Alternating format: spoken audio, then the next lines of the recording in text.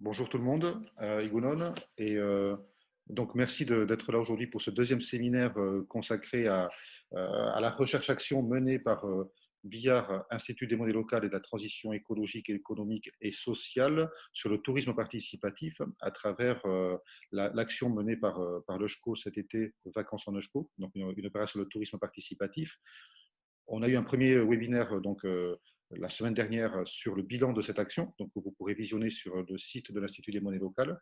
Et aujourd'hui, on va tenter un rapprochement assez intéressant, on espère, entre tourisme participatif et ESS et économie sociale et solidaire. Donc voilà, mais d'abord, je laisse la parole à Tchomin Poveda, qui est président de BIAR, donc Institut des monnaies locales et de la transition écologique, économique et sociale, pour un mot d'accueil. Oui, bonjour, vous m'entendez bien? Très bien. Egonon Denelli, bonjour à toutes et à tous. Je vous remercie d'assister à ce second webinaire consacré donc à la restitution d'une étude qu'on a menée sur le tourisme participatif. Je vais d'abord présenter rapidement BIAR. Vous savez, c'est donc l'Institut de la transition économique, écologique et sociale qui a un gros volet concernant les monnaies locales. Je vous invite dès maintenant à vous rendre sur le site institutdesmonnaies-locales.org. Vous allez voir, euh, euh, parce que nous proposons un certain nombre de formations. On a déjà vu lors du premier webinaire de restitution qu'il y avait beaucoup de questions. Évidemment, on ne peut pas répondre à toutes les questions en un temps aussi court. Mais bon nombre de questions que vous vous posez peuvent être répondues. On organise des formations. Ces formations-là, vous pouvez y accéder grâce à des fonds de formation. On vous invite à prendre contact avec nous pour pouvoir y accéder. Je souhaite aussi remercier l'ensemble de nos partenaires qui nous ont permis de mener à bien cette étude.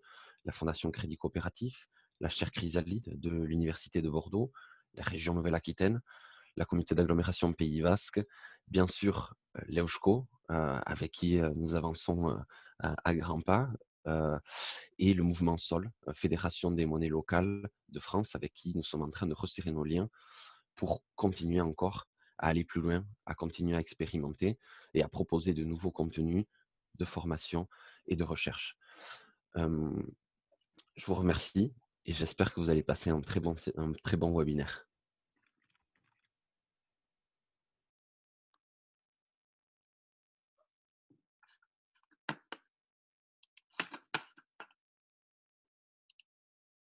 Le micro, voilà, en bon élève, j'avais enlevé le micro, je le remets.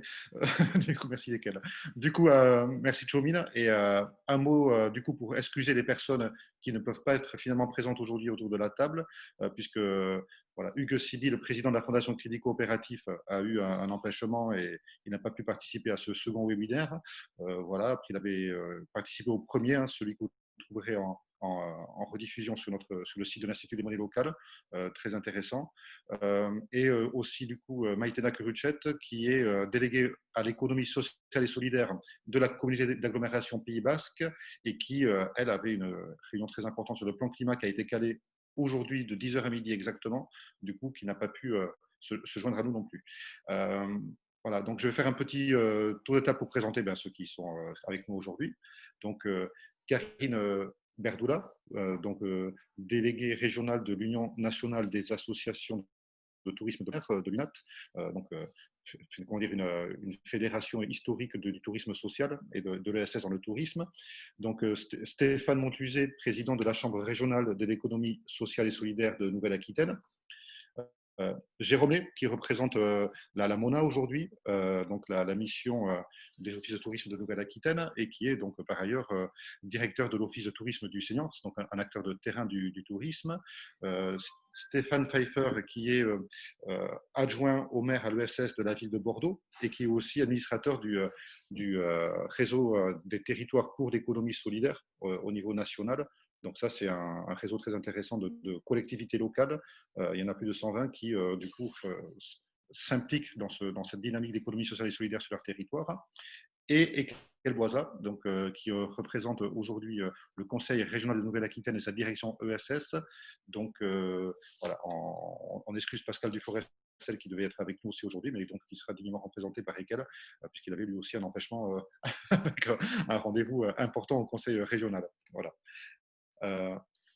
Voilà, du coup, pour commencer, on a voulu planter le décor un petit peu parce que l'idée de ces webinaires, ça vient en conclusion de tout un processus de recherche-action. Donc, Chomine l'a expliqué. À l'origine, était une action imaginée par l'ECHCO, la monnaie locale du Pays Basque, qui a voulu s'intéresser à un secteur économique très important au Pays Basque, qui est le tourisme, et en se disant, voilà, nous, la monnaie locale est là pour relocaliser, pour favoriser en fait la relocalisation de l'économie, la transition écologique, et voilà, faire ensemble, dans une logique d'économie sociale et solidaire, vraiment faire ensemble sur le territoire entre acteurs, citoyens, entreprises, collectivités locales, associations qui tous peuvent adhérer à l'ECHCO et l'utiliser pour leurs échanges, pour voilà, atteindre ces objectifs-là de relocalisation et de transition écologique.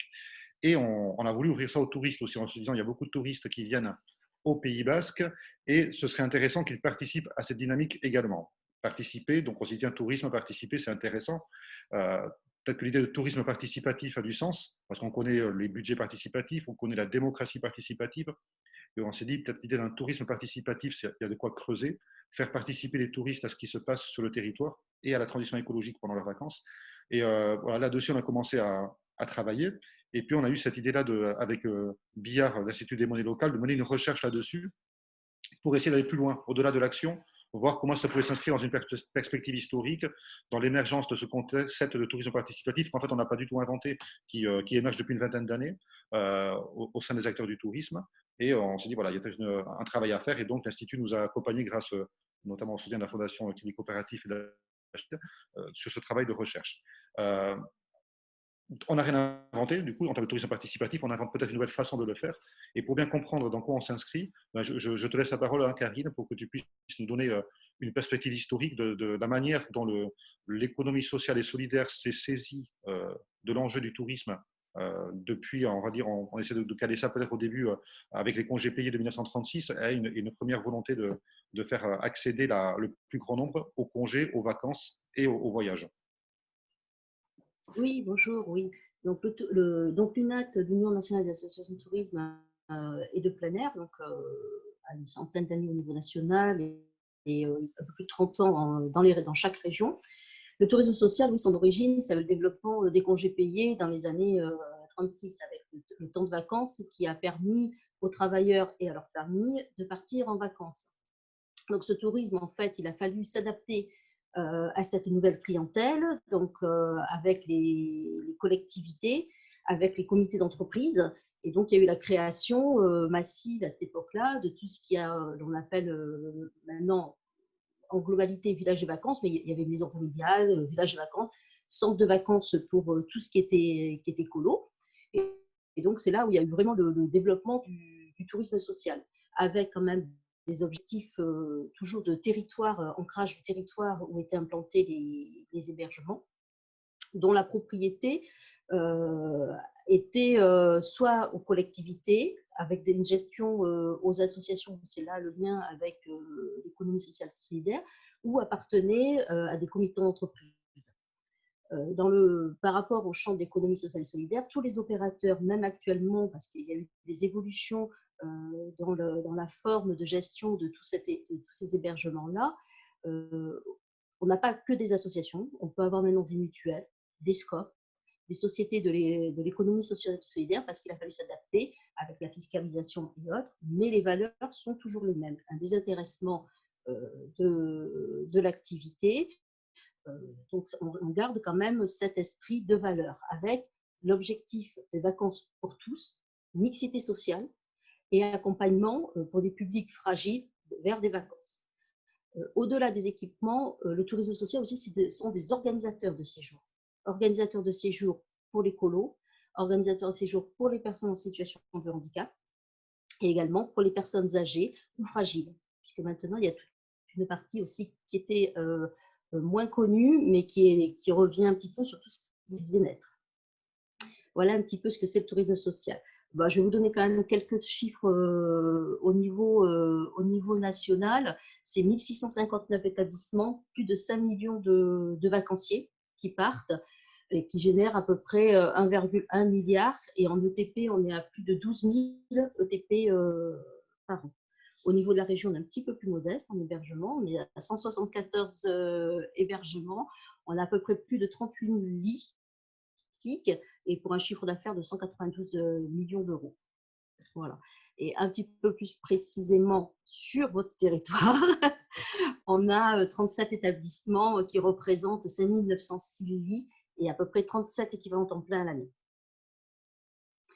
Donc le tourisme pour nous, le tourisme social au-delà de tout ce qui est accessibilité pour tous à des vacances, c'est aussi donc ce que je vous disais, un ancrage de territoire, une volonté de développement sur le territoire. Donc c'est vrai que les monnaies qui sont présentées peuvent être intéressantes pour nous à mettre en place sur ces territoires, mais aussi un volet important sur l'environnement, un développement, la mise en conformité des établissements sur tout ce qui est environnemental, et également,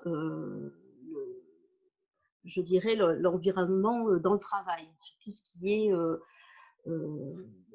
collaboration avec les salariés et le contact aussi avec le public. Donc nous, à l'UNAC Nouvelle-Aquitaine, on a beaucoup d'actions en faveur de l'environnement, que ce soit sur les hébergements, sur la transition énergétique et autres, que ce soit aussi sur la sensibilisation de la clientèle sur place à leur environnement qui les entoure quand ils sont en vacances, et aussi sur tout ce qui est alimentation, un travail sur l'alimentation et circuit. Voilà ce que je peux dire un petit peu sur l'UNAT en règle générale. Le tourisme social, c'est aussi à l'étranger. Hein. On a des gros partenariats avec ISTO. Je ne sais pas si vous connaissez le tourisme social à l'étranger, parce que c'est important aussi de faire connaître la diversité de notre pays et ce que dans les autres pays européens, ce qui se passe. Alors, ce n'est pas tout à fait le même principe, mais les valeurs qu'ils ont aussi, et avoir des échanges justement entre pays européens sur ce qu'on peut appeler le tourisme social. Voilà. Je ne t'entends pas. Micro. Merci voilà, pour cette perspective historique. Et voilà, c'est vrai qu'à partir du tourisme social, ce qu'on a vu aussi au cours de la recherche-action, et on en a parlé la dernière fois, c'est d'autres tendances aussi ont émergé.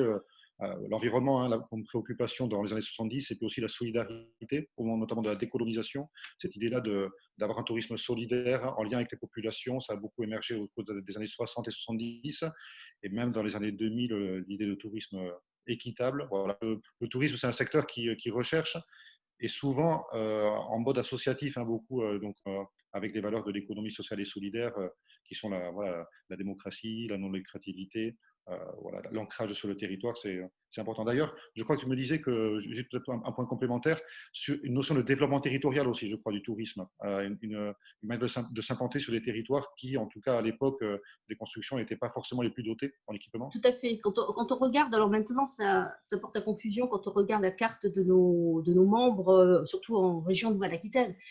Quand on revient il y a 40 ans, 50 ans en arrière, même plus, on s'aperçoit que ces équipements qui sont à des emplacements stratégiques, maintenant, personne ne voulait y aller.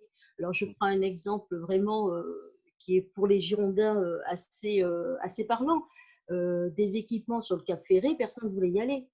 Maintenant, ça s'arrache. Quand les DSP ou autres sont en négociation, on a le privé qui arrive parce que c'est des sites merveilleux. Et il y a aussi, après, tout l'ancrage dans les terres où il y a des hébergements qui ont été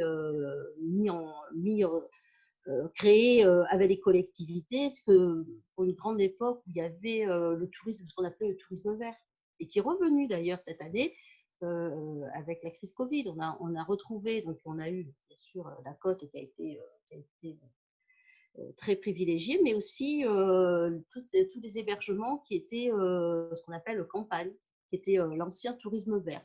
Et ce sont il y a des sites magnifiques qui appartiennent à des associations et c'est un enjeu pour nous de garder tout ce patrimoine dans le tourisme social, parce qu'on malheureusement, on en voit qui partent au privé. surtout les CE qui commencent à vendre leurs hébergements parce qu'ils ne veulent plus faire de gestion et qu'ils ne veulent pas le mettre en délégation et qui veulent récupérer le foncier.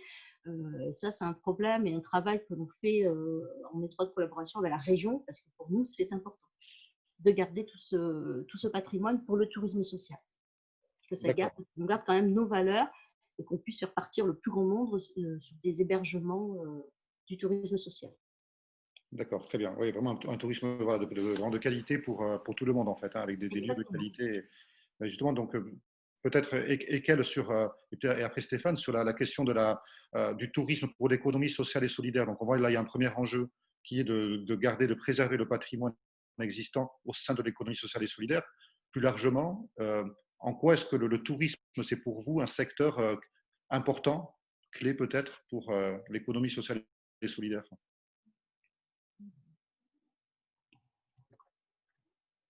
Alors, nous, on n'a pas de visibilité directement sur l'axe touristique.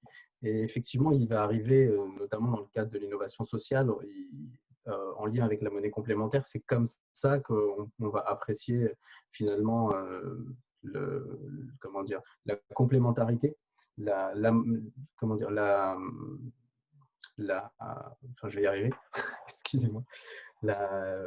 L'axe est en train d'arriver maintenant, c'est-à-dire que les monnaies locales complémentaires, quand elles sont arrivées dans le champ de l'économie sociale et solidaire chez nous, hein, à la région, on les avait pas directement dans le viseur. Et maintenant, c'est effectivement quelque chose qui est en train d'arriver par sa complémentarité, parce qu'elles permettent de nourrir justement sur les territoires. Donc, on a plutôt une vision, j'ai envie de dire, un peu de biais, et c'est en train de revenir dans cet axe touristique. Voilà. Très bien. Stéphane, pour toi, du coup, en tant que président de la Chambre régionale de l'économie sociale et solidaire, le tourisme, en quoi c'est important que les acteurs de l'ESS s'en saisissent également, en fait, hein, au-delà de ce qui est déjà fait, mais voilà, en termes d'innovation, peut-être d'expérimentation. Ah, on t'entend pas? On t'entend pas. Voilà. Hop là, est-ce que ça va mieux là? Beaucoup mieux. Beaucoup mieux. Bon, excusez-moi. Bonjour à toutes et à tous. Je commençais par là. Non, oui, l'ESS, c'est question touristique. On pourrait presque s'étonner de la question.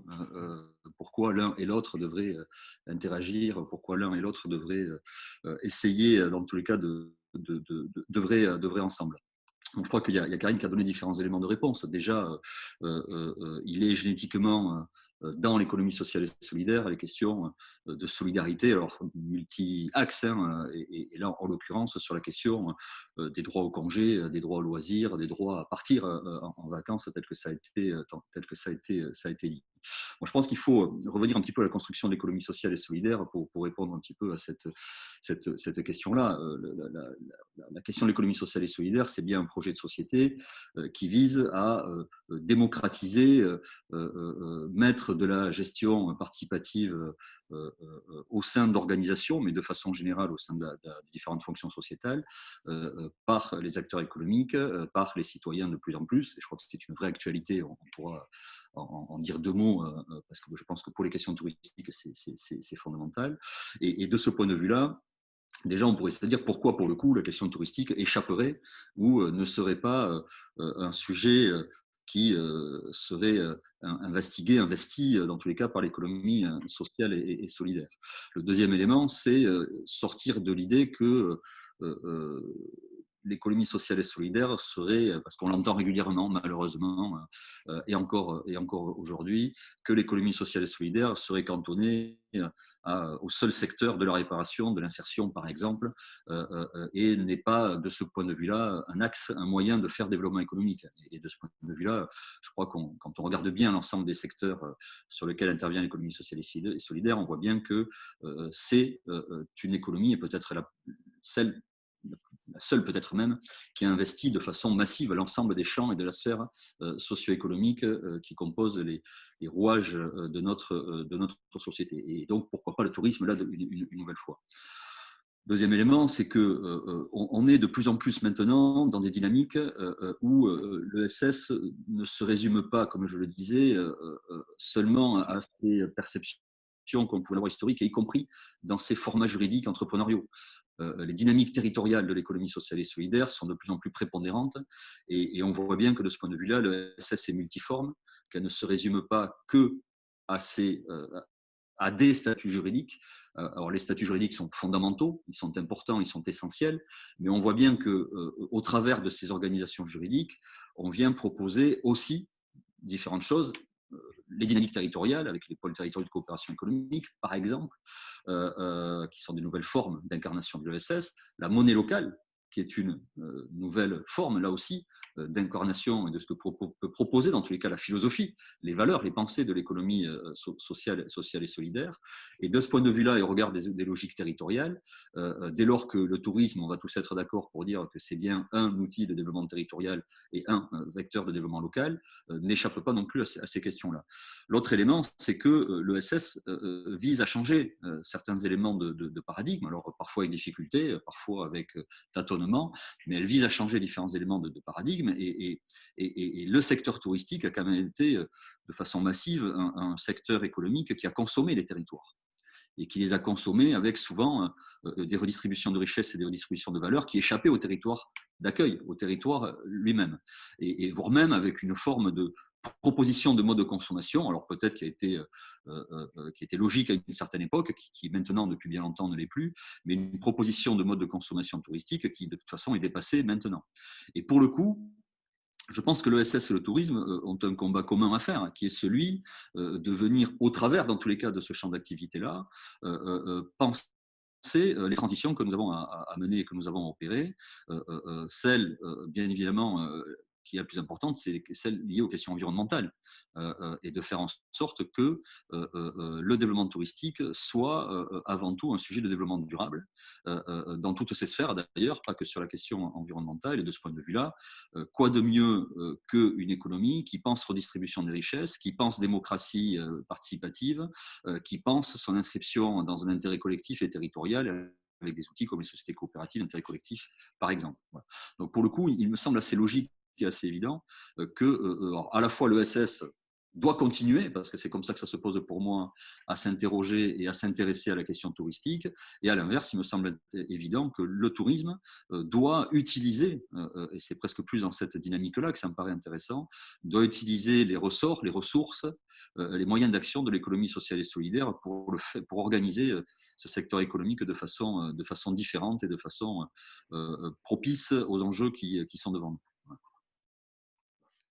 C'est vrai, on le voit, l'économie sociale et solidaire, le modèle associatif notamment, propose une grande souplesse d'organisation, ce qui permet, ne serait-ce qu'à des citoyens ou à des entreprises ou des collectivités intéressées pour monter un projet, d'avoir une forme très souple et très efficace d'organisation, ce qui est propice à l'innovation et à l'expérimentation aussi. Et puis derrière, après, il peut y avoir des modes de structuration plus pérennes économiquement, parfois avec des coopératives, tu en as parlé. Il y a vraiment ce rôle-là de défricheur, d'expérimentation, et puis de réponse aux besoins du territoire. C'est vrai qu'il y a plusieurs transitions à mener, la société change, et que là-dessus, l'ESS, elle a vraiment une vraie proposition de modèle à apporter qui résout les tensions aujourd'hui entre développement local, transition écologie, reconnexion avec les citoyens. Voilà, il y a vraiment ça, c'est les fondamentaux de l'ESS. Et aujourd'hui, c'est une évidence pour ceux qui s'y intéressent que c'est un mode intéressant de développement. Et je crois qu'au niveau du réseau des territoires de l'économie sociale, de l'économie solidaire, Stéphane, je crois qu'il y a aussi des réflexions sur le tourisme. Vous êtes à plus de 140 collectivités. Où est-ce que vous en êtes? Est-ce qu'il y a c'est pas des réflexions, mais est-ce qu'il y a déjà des initiatives qui remontent au niveau des territoires? Et peut-être déjà en un mot présenter le RTES pour ceux qui connaissent ce réseau. Ça marche. Bonjour, merci beaucoup. Alors, sur le RTES, donc moi, je suis Stéphane Weiffer, je suis adjoint au maire à Bordeaux en charge notamment de l'économie sociale et solidaire. Et je suis par ailleurs membre et administrateur du RTES au nom de la ville. Pascal Duforestel, qui devait être avec nous ce matin, il y est aussi. Lui, je crois qu'il est secrétaire général du RTES. Donc, le RTES, c'est un réseau effectivement d'une grosse centaine de collectivités, villes, métropoles, départements, régions de toute la France, de tout bord politique, c'est important de le préciser, des petites villes, des grandes villes, des villes urbaines, des territoires ruraux, qui ont souhaité s'engager fortement dans la question de l'économie sociale et solidaire, et qui se sont retrouvés du coup dans un réseau pour partager un peu les expériences, les difficultés, et essayer de porter des réflexions en commun sur un certain nombre de sujets. Il y a beaucoup de travaux qui ont eu lieu et qui auront lieu encore en 2021 sur la coopération économique, par exemple. Voilà, ça, c'est ce que peut faire le RTE. Sur la question du tourisme, c'est forcément un sujet qui nous intéresse parce que Stéphane Montuzet l'a dit juste avant, mais l'ESS, c'est d'abord de l'économie.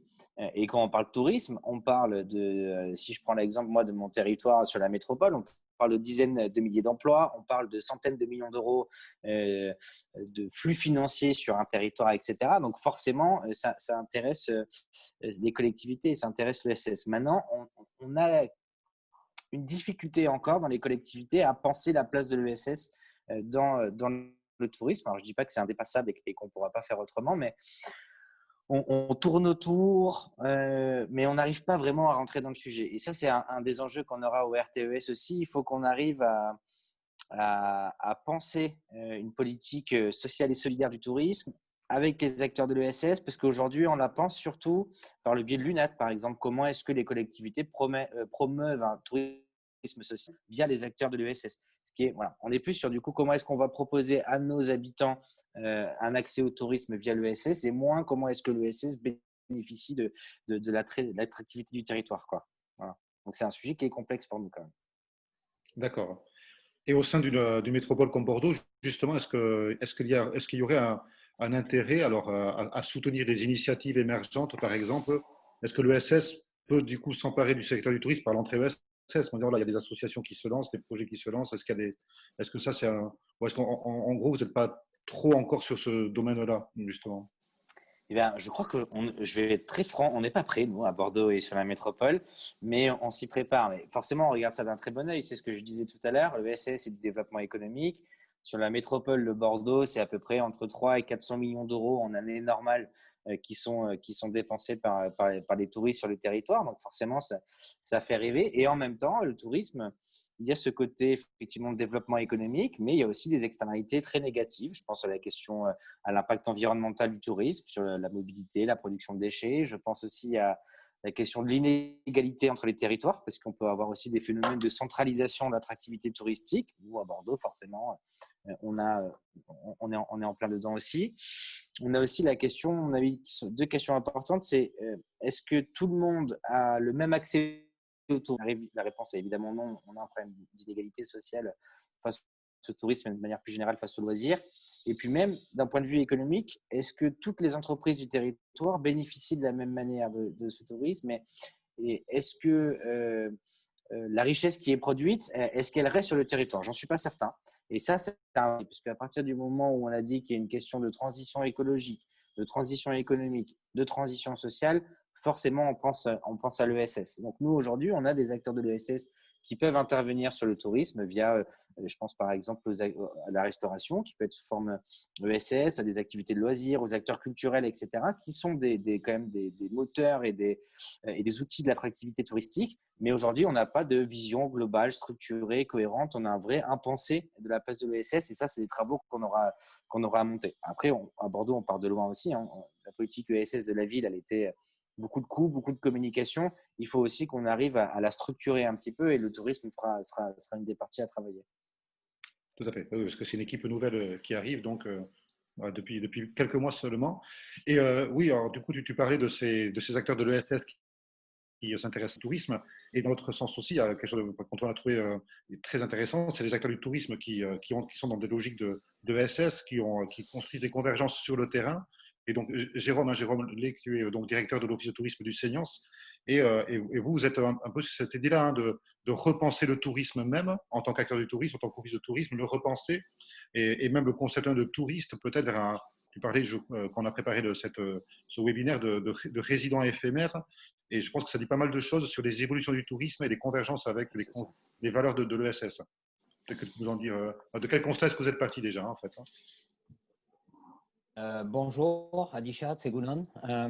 Donc, je suis Jérôme, je suis effectivement directeur de l'Office de tourisme du Seignance. Je suis là un peu aujourd'hui avec une double casquette ou un double bonnet, en l'occurrence. Je suis là pour représenter un petit peu la MONA, la mission des offices de tourisme de Nouvelle-Aquitaine. Donc, je supplée son directeur qui s'appelle Jean-Baptiste Soubenier. Donc là, la MONA, on est sur une association régionale, Nouvelle-Aquitaine, partenaire du conseil régional évidemment. C'est un peu la tête de réseau des offices de tourisme de la région Nouvelle-Aquitaine et qui a des missions autour de l'accompagnement, la professionnalisation, l'animation du réseau, l'innovation touristique, etc. Donc, il travaille avec le Tourisme Lab sur du financement participatif, par exemple, sur des plateformes de financement régionaux avec les fédérations. Voilà, donc là, cette structure-là, je veux dire, elle a un intérêt naturel pour l'ESS, pour ce qui est de la construction un peu de ce tourisme qui travaillerait un peu mieux le mix public-privé, quoi. Donc la MONA a une capacité quand même à partager, à reproduire, à accompagner les bonnes expériences qui sont piochées ça et là, et donc c'est bien ça qui motivait la présence de Jean-Baptiste à vos échanges. Il m'a demandé de le remplacer parce que donc en tant qu'office de tourisme du Seignanx, on fait partie de ce réseau, et puis il a peut-être pensé un petit peu plus spécifiquement au Seignanx, parce que c'est vrai que c'est l'office de tourisme du Seignanx s'est emparé un peu de ces questions-là. Alors, je dirais, on ne pouvait pas y échapper, quoi, parce qu'on est sur un territoire, le Seignanx, qui a vraiment l'ESS dans son ADN. Je crois que Stéphane Montuzet, si présent, a participé même à l'écriture des statuts de l'Office de tourisme. C'était il y a quelques années. On va taire ce détail. Mais voilà, donc c'est une structure qui est associative, qui a au sein de son conseil d'administration des représentants des élus, mais également des représentants des professionnels du milieu associatif, local, etc. On a forcément investi ce champ-là parce que c'est, encore une fois, c'est l'ADN du territoire. Alors, c'est bien beau une fois qu'on a parlé de la gouvernance, ce qui est quand même le b.a.-ba, mais ensuite on a écrit un peu, on a posé les valeurs du territoire aussi, et donc on se retrouve là, nous, en tant qu'office de tourisme, finalement, à avoir des acteurs assez engagés dans l'économie sociale et solidaire sur le territoire. On a aussi du tourisme, hein, parce qu'on est quand même sur la côte Sudlande, on a des communes comme Tarnos et Onde qui sont des communes littorales, avec une capacité d'accueil importante quand même. Là encore, il y a du tourisme social, hein. On a le principal hébergement à Tarnos, c'est un village vacances qui est bien repéré par l'UNAT, je pense, et qui est un village vacances Touristra. Touristra, rien que le nom déjà, c'est la contraction de tourisme et travail. Donc on a des opérateurs un peu issus du tourisme social sur ce territoire, qui font partie évidemment du conseil d'administration de l'office, au même titre que le CBE. Hein. Donc, voilà, nous, on a naturellement abordé ces questions-là. Donc, évidemment, la transition écologique, le tourisme, l'écotourisme, le tourisme durable, le moindre impact, limiter l'impact de la fréquentation des touristes sur notre territoire, c'est déjà un premier enjeu. Donc là, on a des outils, je dirais, pour concrétiser un peu le discours, qui sont des écolabels. Il faut savoir que sur le territoire du Seignanx, on a un peu plus de 6 000 lits marchands. Il y en a un tiers qui est écolabellisé. Donc, l'écolabel, c'est audit externe, indépendant, AFNOR, tous les 2 ans, européen, etc. Donc, voilà, sur le territoire, déjà, on a pu faire progresser cette idée-là de faire en sorte que dans le village vacances, on mette à disposition des points de tri, des réducteurs d'eau, des points un peu biodiversité. Donc, on a déjà embrayé ça quand même pas mal. Et puis la question de l'impact social aussi. C'est évident que le tourisme est venu impacter, avec des aspects positifs et négatifs, hein, le territoire. Et donc là encore, il y a des questions à se poser. Moi, je viens ici, j'ai au moins autant de questions que de réponses. Hein. Mais voilà. Mais déjà, ce que je voudrais dire, c'est qu'on a en France un réseau d'offices de tourisme qui est centenaire à peu près, qui sont souvent des associations et qui ont au sein de leur gouvernance des représentants des collectivités et des acteurs privés du territoire. Donc, je pense que l'office de tourisme est un premier outil. Alors, un peu comme le tourisme ces dernières années, on s'est sûrement un peu fourvoyé en essayant de faire venir tout le temps, à qui mieux mieux, les touristes sur son territoire, voilà, les enfermer un peu dans des structures où on leur donne à manger, à dormir, à s'amuser, etc. C'est vrai que le tourisme a été très consommateur ces dernières décennies. Mais bon, peut-être un petit peu plus dans le Seignanx, mais en tout cas partout, voilà, il y a des questions qui se posent et une volonté quand même aujourd'hui de mieux maîtriser le développement touristique. Alors ça aussi, c'est des effets, voilà, c'est bien de le dire, mais après, il faut des outils pour vraiment le faire. Après, il faut savoir quand même que l'office de tourisme, moi, ça fait une petite vingtaine d'années que je suis là. Bon, le tourisme évolue de façon très, très forte. Hein, les usages des touristes, des clients avec bon, le numérique, etc., qui est venu s'installer là, les opérateurs internationaux que sont les Google, Booking, TripAdvisor, voilà, l'ubérisation auquel bien évidemment on n'a pas coupé le tourisme, hein, avec Airbnb notamment, qui est venu installer de l'hébergement touristique là où il n'était pas prévu. Donc tout ça, ça génère de la surfréquentation. Et ça génère aussi une moindre acceptation par les populations locales.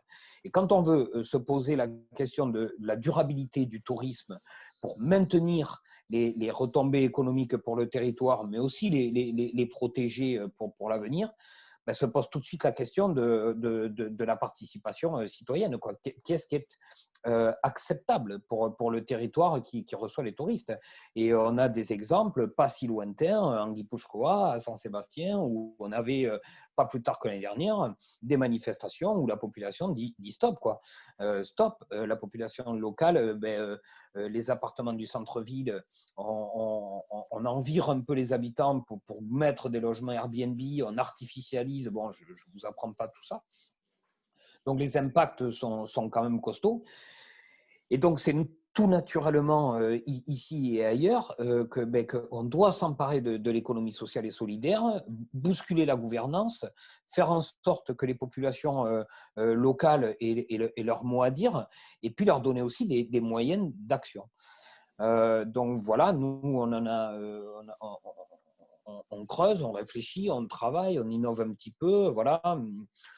Un sujet sur lequel on pourra venir et que je vais le livre un petit peu comme ça. Nous, on s'intéresse de près à tout ce qui est open data et donc à la cartographie du territoire, ce qui est l'essence même du territoire finalement, et le fait de faire venir un petit peu des populations locales, les faire participer, s'emparer de la carte de leur territoire, référencer, alors les campings, les hôtels, c'est une chose, mais référencer des producteurs locaux, référencer les acteurs de l'ESS, voilà, et leur donner une place sur l'échiquier du développement touristique local. Et bien évidemment les monnaies, et c'est pour ça que je suis là avec les esgourdes grandes ouvertes et que je suis à peu près convaincu, oui, que c'est un levier qui permet de mieux répartir les richesses générées par le tourisme. Oui, tout à fait. Il ne faut pas hésiter à dire ta gueule, Jérôme, hein, de temps en temps. Je suis bavard. Non, très bien. C'est super intéressant d'avoir l'expérience de l'acteur du tourisme derrière et la perception aussi, parce que c'est vrai qu'il y a une industrie du tourisme en France. C'est une industrie, hein, et aujourd'hui, on ne veut pas forcément d'un tourisme industriel. On veut construire autrement. Et c'est vrai, c'est vrai dans le tourisme, c'est vrai dans l'alimentation, c'est vrai dans beaucoup de secteurs économiques. Et je pense que c'est très bien de partir du terrain, de ce qui se passe et d'essayer de concrètement, tu parlais d'outils, et ce sera très important. Juste un petit mot pour accueillir Jean-Henri Abtour. Merci Jean-Henri d'être là, donc pour le conseil régional également. Et du coup, Ekel, tu voulais dire oui, un mot? tout à fait, parce que mon propos était vraiment pas clair tout à l'heure et je m'en excuse, mais c'était… oui, c'était pas là, Jean-Henri. Non, c'était vraiment pour expliquer que dans le cas de la politique ESS qu'on mène, on n'a jamais eu de focus spécifique sur l'action touristique en fait en tant que telle. C'est plutôt tout ce qui était une dynamique collective, et même en ce sens, les monnaies complémentaires ont été accompagnées à l'époque. On était vraiment sur de l'expérimentation. Et effectivement, les lignes bougent chez nous, mais elles bougent par cette AMI Innovation Sociale qui nous permet de faire remonter ces projets qui sont effectivement innovants, vous m'excuserez le pléonasme. Et c'est sur ces lignes qu'on est en train de voir apparaître justement ces nouvelles volontés de consommer autrement par le biais du tourisme, ces autres manières justement de réserver de l'Airbnb, ces acteurs touristiques aussi qui se structurent différemment et qui proposent quasiment, j'ai envie de dire, des offres clés en main. Et là, on prendra l'exemple de Léouchko sur le territoire pour venir finalement offrir aux consommateurs souvent que sont les clients touristiques, parce que c'est aussi peut-être du fait que quand on part en vacances, on n'a pas non plus trop envie de se préoccuper de certaines choses, de comment est-ce qu'on consomme. Et encore, les lignes bougent aussi de ce côté-là. Et les acteurs, ils sont sensibles et proposent ces expérimentations. C'est celle-là qu'on est en train de voir arriver dans l'escarcelle de nos projets AMI Innovation Sociale notamment. Et c'est ce qui fait aussi bouger les lignes de nos politiques, où nos collègues, notamment du tourisme, viennent nous voir, et nous allons aussi les voir, pour justement accompagner cette typologie de projet qui répond, et on l'a dit, à tous ces enjeux de manière globale en fait. Et nous aussi en termes de pertinence de l'intervention publique. Voilà. Et ça là-dessus, c'est ce qu'il y a de plus facile, bizarrement, c'est ce qu'il y a de plus facile pour nous. C'est-à-dire que quand on intervient sur des projets qui sont aussi ancrés sur les territoires, c'est une forme de pain béni quand on sait que derrière, la puissance publique va y mettre pas mal de subventions. Voilà. Je ne sais pas si Georges-Henri veut aussi compléter, mais sinon… Je souscris complètement à ce que dit mon collègue, évidemment, solidarité professionnelle oblige, mais tout à fait au-delà de ça, on a toujours cette analyse à la fois d'utilité sociale et puis de pertinence économique des différents projets auxquels nous cherchons à participer. La recherche d'un modèle économique viable à terme constitue l'une des clés d'entrée de nos analyses. Nous ne sommes pas, bien évidemment, contre le fait de pouvoir subventionner, y compris les seuls, les amorçages, les projets en amorçage ou en développement. Et il est certain que la qualité de l'ancrage territorial et la qualité de l'accompagnement, y compris public, mais également privé, peut se révéler déterminant pour assurer la viabilité du projet à terme. Donc, au-delà de ça, je pense que on arrive à faire partager ce genre de choses. Après, oui, je tiens à m'excuser pour le retard auquel je me connecte, ayant été sollicité sur un autre webinaire jusqu'à présent. Donc, je suis maintenant tout oui et en mode open pour pouvoir suivre vos échanges. Très bien, merci Jean-Henri. Bon, mais là, je pense qu'on a bien fait le tour, il me semble, des convergences possibles entre les préoccupations de l'économie sociale et solidaire et de celle du tourisme, de construire des nouveaux modèles. On a parlé du coup de l'importance de l'ancrage territorial, des retombées économiques pour le territoire. On a parlé des modèles d'organisation, de suivre l'évolution de la société, de l'environnement, bien sûr. C'est vraiment la crise climatique actuelle, elle est en cours. Donc, il faut construire les réponses. On n'est pas du tout à la hauteur collectivement des réponses à apporter et il faut agir et proposer des choses. Donc, expérimentation, construction de modèles économiques, c'est très important d'avoir cette approche-là. Et voilà, une autre dimension qui était importante dans cette étude-là que nous avons menée avec l'Institut des monnaies locales, c'est la dimension de participation.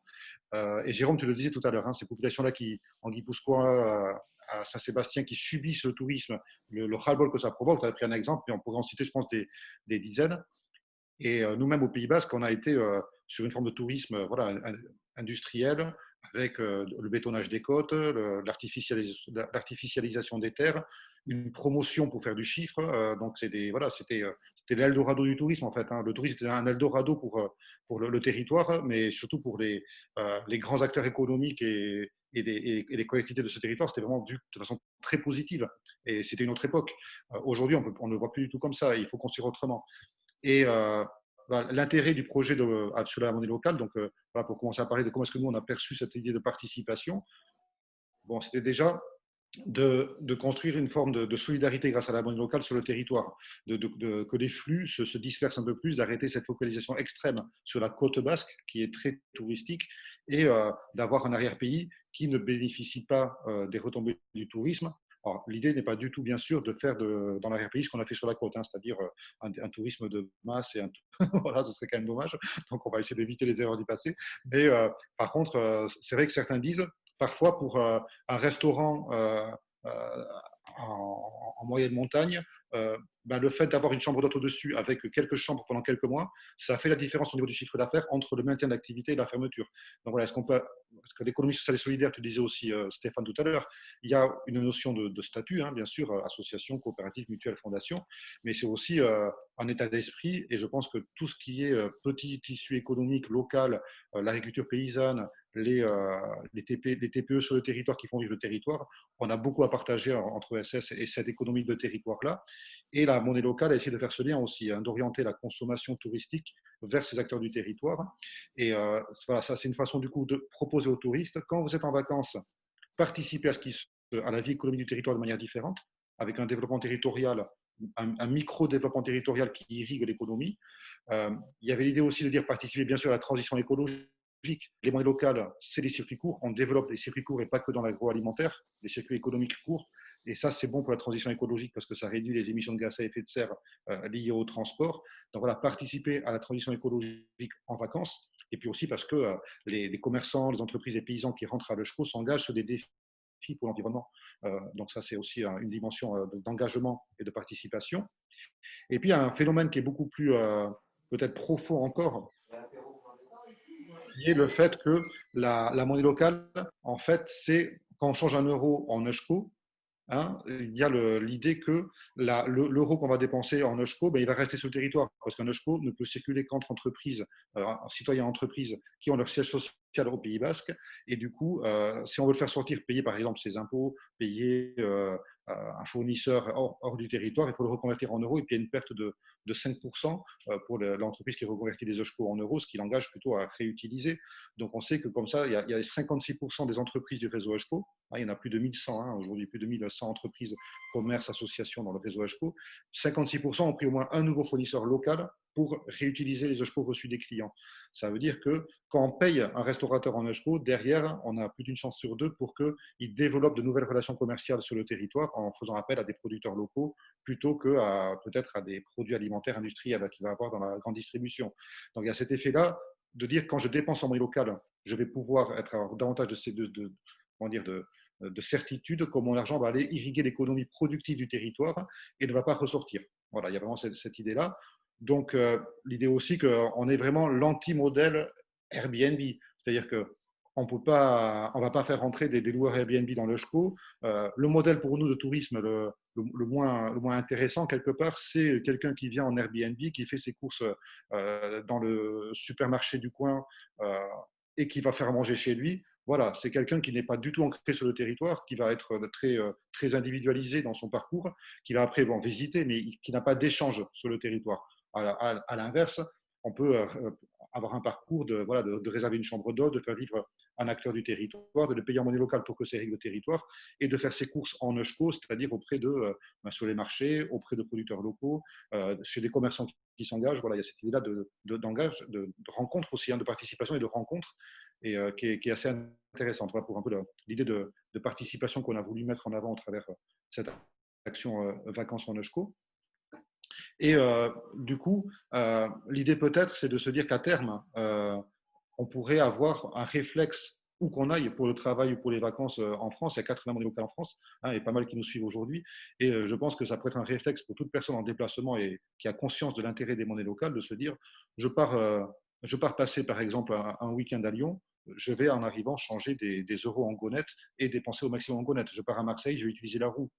Il y a beaucoup de monnaie locale, plein de choses intéressantes. Et peut-être un jour, je vais à Bordeaux, je vais utiliser la mienne. Peut-être Stéphane, comment est-ce que tu vois, toi, cet intérêt des monnaies locales pour une collectivité locale, pour un territoire?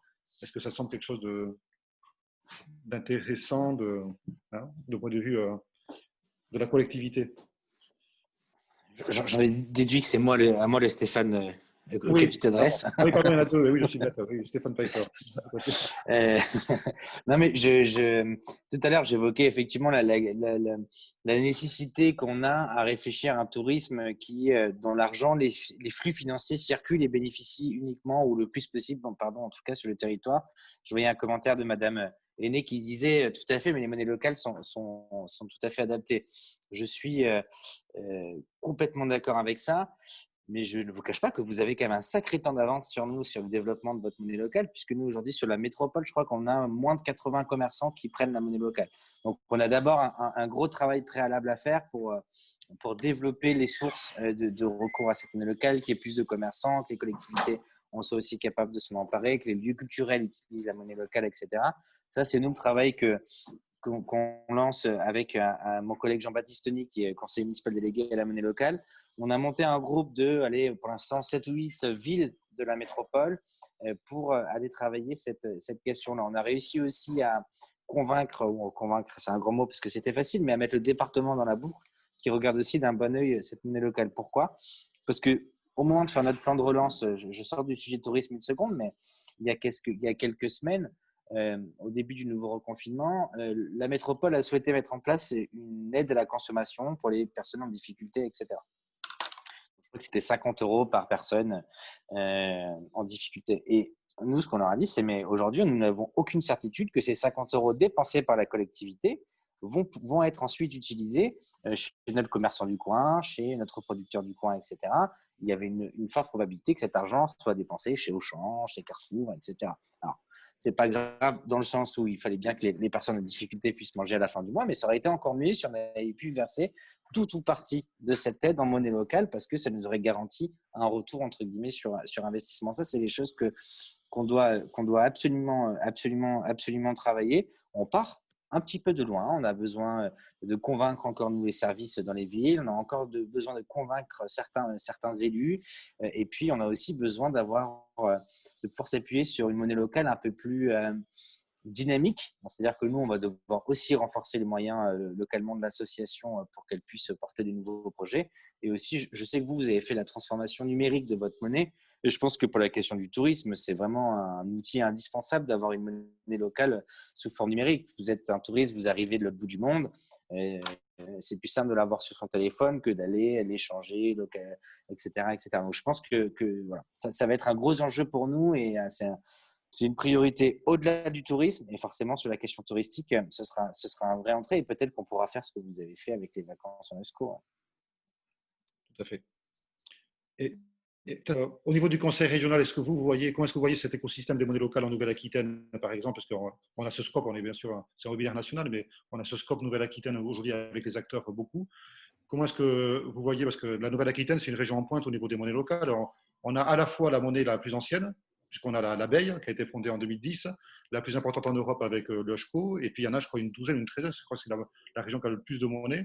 Comment est-ce que vous percevez-vous ce qui se passe au niveau des monnaies locales ? J'ai envie je prends la parole avec Alain si tu veux pas. J'ai envie de dire merci Dante, merci Lechco, puisque effectivement, grâce à Lechco, qui est devenu en quelques années la première monnaie locale, non seulement de France, enfin de Nouvelle-Aquitaine de France, mais aussi d'Europe, en termes de monnaie en circulation, la Nouvelle-Aquitaine se place en pointe par le nombre de monnaies en circulation. Il y en a à peu près 13 à différents degrés de développement, par l'implication d'acteurs de l'économie sociale et solidaire, notamment des associations relativement nombreuses, et puis par les projets qui foisonnent. Là, actuellement, on est en train de se demander si un collectif de monnaie néo-aquitaine va pas agir justement pour renforcer à la fois la professionnalisation des structures et leur passage vers le numérique, un peu à l'image de ce qu'a fait le SCO, en tenant compte des expériences du passé. Et cet effet-là, qui ne se retrouve nulle part ailleurs, est très prometteur pour la suite, pour permettre de montrer que des circuits de distribution quelque peu à la fois alternatifs mais également vertueux sont possibles, et puisse à terme, alors non pas forcément influer sur le fonctionnement économique de la société. Il faut remarquer que même si le SCO a plus d'1 million d'euros, enfin de SCO en circulation aujourd'hui, c'est encore une part minoritaire des échanges, de l'ensemble des échanges monétaires. Mais en revanche, les dynamiques qui s'observent actuellement sont extrêmement intéressantes pour montrer en quoi l'utilisation de tels outils outils financiers au quotidien, peut ensuite générer alors, des effets d'ordre sociaux ou d'ordre écologique. Et effectivement, aujourd'hui, on commence à avoir un début de retour, de bilan avec le SCO et les derniers travaux qui ont été menés, je crois, cette année encore, hein, Dante, pour justement apprécier vraiment l'impact social, l'impact écologique qu'il peut y avoir. Et sur cette base-là, sur la base de ces travaux et sur la base des projets qui se font jour, avec l'appui des bénévoles, des collectifs et des associations qui sont implantés sur le territoire, on peut espérer effectivement comment dire, contribuer quelque part au changement de paradigme qui se fait jour. Donc, de ce côté-là, la région Nouvelle-Aquitaine a été un partenaire, j'ai envie de dire, et sans vouloir se mettre au en avant à peu près historique du développement des monnaies, je crois qu'on remonte à 2014 ou 2015 pour voir les premiers soutiens de développement de la monnaie. Je sais que le SCO a pu bénéficier d'un soutien de la région en 2015 pour son passage au numérique. Et puis à côté de ça, eh bien, effectivement, on est assez attentif à l'évolution des différents projets, tout en étant vigilant sur la capacité à pouvoir monter des collectifs qui sont des gages à la fois de solidité du projet et de viabilité économique à long terme. Tout à fait. Très bien. Et oui, en fait, tu parlais de la mesure de l'impact. Hein, en quelque sorte, nous, on a un travail qui est en lien avec l'Université de Bordeaux à travers le programme Molona. Donc, il y a un site internet du programme Molona, monnaie locale en Nouvelle-Aquitaine, qui est soutenu aussi par la région. Et puis, au niveau national, nous, on est membre du mouvement SOL et du réseau des monnaies locales complémentaires citoyennes, de réseau en France. Et le mouvement SOL s'est lancé aussi dans une étude, dans une évaluation de l'impact qui donnera ses résultats au début 2021, avec des dizaines de monnaies locales participantes qui ont envoyé des questionnaires, du qualitatif, du quantitatif, pour essayer de mesurer ce que permettent les monnaies locales. Donc ça, c'est des choses intéressantes qui vont arriver aussi pour mesurer ce qu'on fait. Juste, du coup, quelques questions hein, donc des participants à ce webinaire. Une première question, ça c'est moi qui vais pouvoir y répondre. Pour les producteurs qui acceptent les paiements en EUSCO d'un restaurateur, par exemple, quelles sont les possibilités derrière de réutiliser cette monnaie?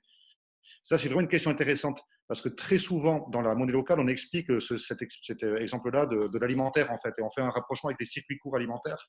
Et c'est vrai qu'il y a eu cette idée pendant longtemps, même au sein des acteurs des monnaies locales, que les paysans étaient en bout de chaîne, que derrière, ils ne pouvaient pas réutiliser. Et en fait, on a vu par expérience que ce n'est pas du tout vrai, en fait, et c'est hyper intéressant. Ça veut dire aussi qu'on sort du circuit court uniquement alimentaire, parce que, par exemple, au Pays Basque, un paysan qui reçoit des sommes importantes en monnaie locale va pouvoir avoir plein d'utilisations différentes. Par exemple, il y a le matériel agricole. On a de plus en plus de coopératives locales de matériel agricole qui rentrent à l'EUSCO. Il y a des garagistes, des contrôles techniques. Il y a aussi des vétérinaires qui rentrent à l'EUSCO. C'est des dépenses importantes hein, pour les paysans. On n'a pas encore tous les acteurs du territoire qui nous suivent, mais on propose justement ce fléchage vers les acteurs qui jouent le jeu sur le territoire. Et donc ça, c'est très intéressant. Il y a même la FOG, l'association de gestion des paysans, qui est rentrée à l'EUSCO. C'est des dépenses aussi récurrentes pour les paysans. Et puis, il y a tout ce qui est consommation personnelle. Et là, il y avait un reportage qui avait été fait sur l'EUSCO, que j'avais trouvé quelque chose d'assez magique. C'était un couple de producteurs qui acceptaient l'EUSCO, qui avaient des milliers d'EUSCO qui étaient utilisés pour les travaux à la ferme, pour acheter la trancheuse, pour plein de choses, hein, pour plein d'usages. Mais encore, ils n'arrivaient pas à tout réutiliser. Et du coup, la question a été posée, mais qu'est-ce que vous faites, vous, pour réutiliser vos EUSCO, du coup? Et la réponse a été, mais je fais ce que les gens font en venant chez moi. Je consomme local. C'est-à-dire que même eux, en fait, qui achetaient comme nous tous, on achète tous dans la grande distribution une partie de notre consommation quotidienne, mais ils ont commencé à titre personnel à aller davantage à la coopérative bio du village et à faire travailler davantage l'économie locale comme ça. Et en fait, tout le monde a des marges de progrès dans ses activités économiques et de consommation. Donc, il n'y a pas de bout de chaîne. Chacun peut réinjecter. Et en dernier ressort pour une entreprise, ce qui est extrêmement intéressant et qu'on cherche à développer au niveau de l'EUSCO et dans toutes les monnaies locales, c'est l'usage par les salariés. C'est-à-dire que les entreprises puissent verser des EUSCO aux salariés pour que derrière les salariés puissent eux-mêmes devenir acteurs de la transition écologique et du territoire. Et là, on est en train de mener une expérimentation avec une des plus grosses entreprises du Pays Basque, Socoa, qui est leader français du siège de bureau, et qui a autorisé du coup le paiement en EUSCO il y a 270 salariés hein, pour les salariés. On a mis en place des systèmes de virement automatique, tout ce qu'il faut techniquement derrière, avec l'idée que derrière, en politique RSE, l'entreprise qui a peu de marché localement va quand même jouer le jeu et injecter des ESCO sur le territoire à travers le salaire si les salariés jouent le jeu. Et du coup, on a tous les syndicats qui jouent le jeu avec nous aussi au sein du CSE. Et il y a cette dynamique collective pour le territoire, pour l'emploi local qui est aussi très intéressante. C'est aussi à ça qu'on participe quand on utilise une monnaie locale. Bon, j'avais une petite question, j'ai fait une grande réponse. Je vais vous donner la parole maintenant. Il y avait une question qui était au niveau des collectivités locales. Au niveau des collectivités locales, il y a je pense un acteur des monnaies locales qui disait il y a 82 monnaies locales en France et parfois des collectivités vont aller chercher d'autres acteurs, des acteurs qui sont des startups ou qui proposent des systèmes de paiement, un peu de fidélisation ou de paiement. Et il y a une sorte d'offre concurrentielle quelque part sur les territoires parfois entre des acteurs ancrés de l'ESS qui sont les monnaies locales et d'autres systèmes un peu clés en main assez séduisants pour les collectivités. Comment est-ce que vous voyez ça en tant que vous, acteur de collectivité? Est-ce que quelqu'un peut réagir là-dessus? Je viens peut-être lancer peut-être la discussion, en tout cas la contribution. Effectivement, on a vu qu'il y a plusieurs collectivités aujourd'hui qui réfléchissent et qui engagent des dispositifs de soutien au commerce local ou à l'économie locale qui ne passent pas par les monnaies locales complémentaires. Alors, moi, j'y vois trois raisons principales qui sont actuellement en cours d'être plus ou moins examinées, levées et surmontées peut-être. Premièrement, il y a tout d'abord le problème de la connaissance. Il faut savoir qu'il y a un vrai enjeu d'acculturation et de prise de connaissance, de prise de conscience de la part des collectivités, à la fois des élus, mais aussi des administrations, parce que le phénomène des monnaies locales est un phénomène relativement récent qui a une image, on va dire, relativement différente selon les territoires et les expériences personnelles. Pendant très longtemps, on a parlé des systèmes d'échange locaux, les SEL. Ce n'est pas exactement la même chose que les monnaies locales complémentaires, qui sont un peu plus récentes. Et du coup, il y a tout ce travail d'acculturation, de prise de connaissance et peut-être de prise de conscience des enjeux et des soutiens de ces monnaies. Il y a un deuxième sujet qui a été levé et qui a été surmonté justement tout récemment par le JCO, c'est le problème de la validité, de la faisabilité juridique. Souvent, les collectivités ont du mal ou ont cherché à intégrer l'usage des monnaies locales complémentaires pour le paiement, alors soit des agents, soit des élus, soit pour le paiement de services publics, comme le règlement de l'eau ou l'accès à la piscine, par exemple. Il y a quelques mois, le préfet des Pyrénées-Atlantiques a attaqué la décision de la ville de Bayonne pour justement autoriser l'emploi de l'EJCO pour le paiement de certains de ses services. Suite à ce contentieux, la ville de Bayonne a gagné et donc maintenant l'EJCO peut être utilisé pour le paiement de certains services. Et là, je parle sous le contrôle de Dante qui a suivi de manière plus proche cette affaire que moi. Mais effectivement, c'était encore une incertitude sur le plan juridique qu'il convient sans doute de surmonter et de faire connaître pour véritablement répondre clairement à cette problématique. Et enfin, et ça c'est peut-être un des derniers enjeux qui est peut-être le plus contemporain aujourd'hui, c'est la facilité d'usage. Aujourd'hui, tout le monde connaît les chèques déjeuner ou les chèques cadeaux. Tout le monde peut les acheter rapidement, les recevoir à domicile et ensuite les utiliser de manière spontanée. C'est plus difficile quand il s'agit soit de monnaie papier avec des monnaies locales qui sont relativement récentes et donc pour lesquelles les usagers n'ont pas forcément l'habitude de les manipuler, et encore plus peut-être pour la question du numérique et les applications mobiles sans contact. Dans certains pays, comme par exemple en Inde, c'est extrêmement répandu. En France, culturellement, on a un petit retard là-dessus qui est en train d'être surmonté. On le voit maintenant, tous les utilisateurs d'applications mobiles et notamment de paiement sans contact s'y mettent par la facilité d'usage. Et là encore, c'est peut-être un des enjeux qu'il conviendra de suivre et d'accompagner pour montrer en quoi les monnaies locales complémentaires peuvent véritablement répondre à la fois des enjeux écologiques, sociaux, mais aussi en termes de facilité d'usage, et y compris d'hygiène, s'il s'agit d'éviter de manipuler des moyens de paiement. Voilà, je lance la conversation, n'hésitez pas à compléter sur ce que je viens de dire. Est-ce que l'un de vous veut réagir du coup? Non, peut-être un commentaire alors, qui n'est pas aussi que ce que vient de dire Jean-Henri, mais moi je pense qu'il y a, alors effectivement il y a tout un tas d'obstacles qui viennent être aussi placés dessus. Moi je pense qu'il y a un gros travail culturel, voire même un petit peu intellectuel d'une certaine façon, pour éviter le mot politique, parce que forcément, on va rentrer dans différentes visions, et certaines qui ne partageront pas ce que l'on dit. Mais je pense qu'il y a un vrai travail culturel sur ce qui fait économie sur un territoire. Voilà. Je crois que c'est ça qu'il faut, et je pense que Stéphane sera d'accord avec moi, c'est-à-dire qu'à un moment donné, injecter 1 euro au travers d'une monnaie locale, c'est faire ruissellement. Injecter 1 euro qui va partir peut-être ou remonter dans des grands groupes ou ailleurs, c'est pas faire ruissellement. Et je crois qu'il faut qu'il y ait cette pensée un petit peu globale de ce que l'on veut faire quand on fait du développement économique. Voilà. Est-ce que c'est une fin en soi? Est-ce qu'on veut seulement aider un commerçant, ou est-ce qu'au travers de cette aide que l'on veut mettre en place, c'est l'ensemble de l'économie que l'on veut organiser, structurer et amener à se développer. Et pour le coup, les effets ne sont pas les mêmes, et les chemins, les moyens, les outils ne sont pas les mêmes. Et je pense que ça, c'est important de faire ce pas de côté.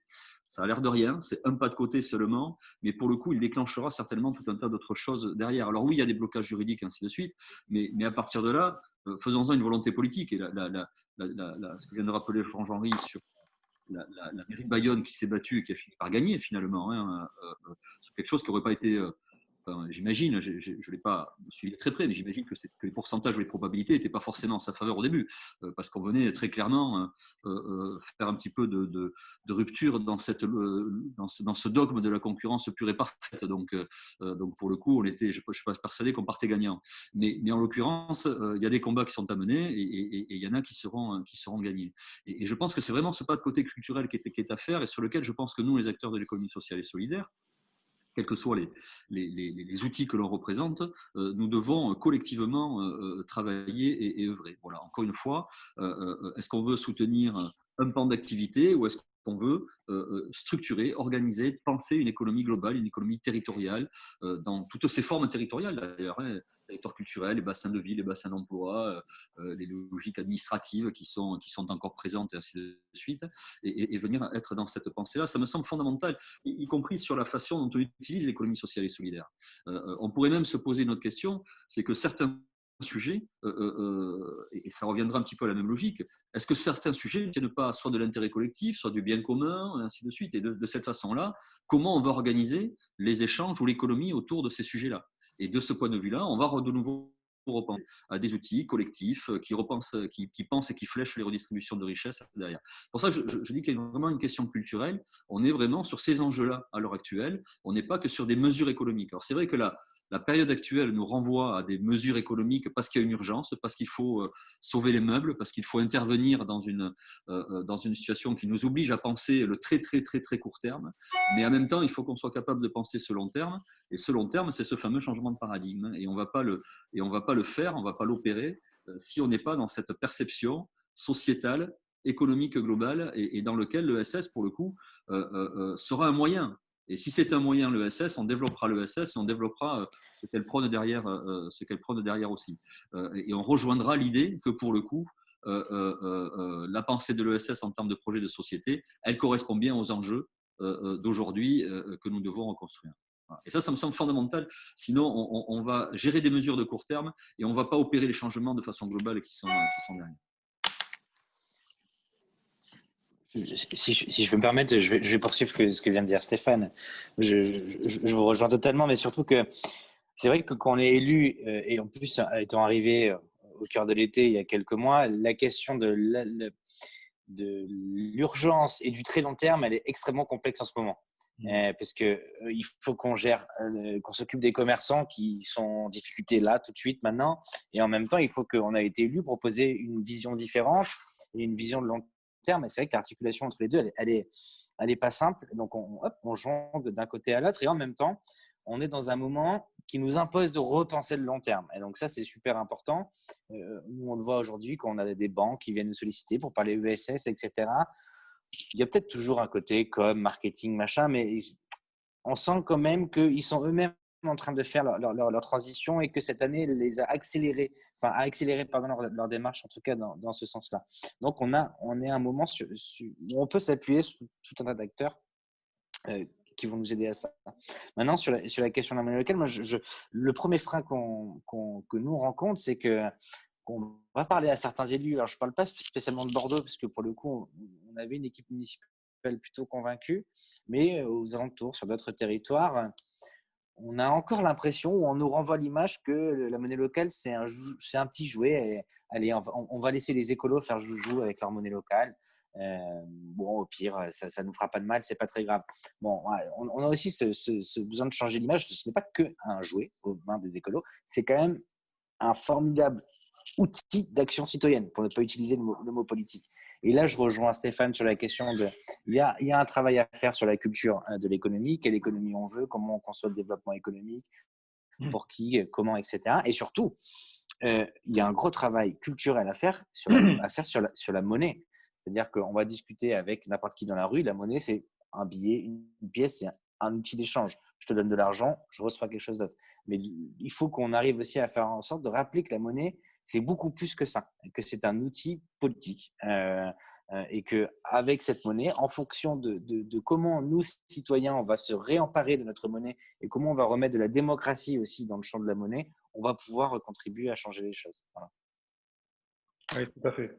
Tout à fait. Là, moi, ce que je vois à travers cet échange et ceux qui ont précédé, c'est que il me semble qu'aujourd'hui, les monnaies locales commencent à se rentrer de plein pied dans le secteur de l'ESS. C'est des acteurs nativement de l'ESS et c'est même peut-être une nouvelle forme de l'ESS. Ça, c'est une idée qui sera creusée peut-être par les chercheurs plus, mais est-ce qu'on n'est pas après des coopératives, des fondations, les mutuelles, les associations sur une nouvelle forme qu'est la monnaie locale, qui est un outil qui permet de la participation du plus grand nombre. Et il y a Mathieu Carinti qui nous fait une remarque et une question sur Zoom, là, sur notre outil d'échange. Finalement, est-ce que la monnaie locale, plus qu'un nouvel outil monétaire, on reste lié à un cours monétaire mondialisé, est un outil d'adhésion collective à une économie territoriale? Et j'ai vraiment l'impression que c'est ça que vous expliquez, c'est qu'aujourd'hui, à travers la monnaie locale, on fait des choix de développement territorial. C'est des choix de développement vraiment ancrés sur le territoire qui bénéficient aux acteurs en phase avec la transition écologique et qu'on est vraiment sur une logique où je pense qu'aujourd'hui, les acteurs de l'ESS, aujourd'hui, qui nous ont pas forcément, on n'a pas toujours nous-mêmes été en direction des acteurs de l'ESS spontanément, mais je pense qu'il y a des territoire par territoire des alliances qui vont se créer et une participation de plus en plus forte.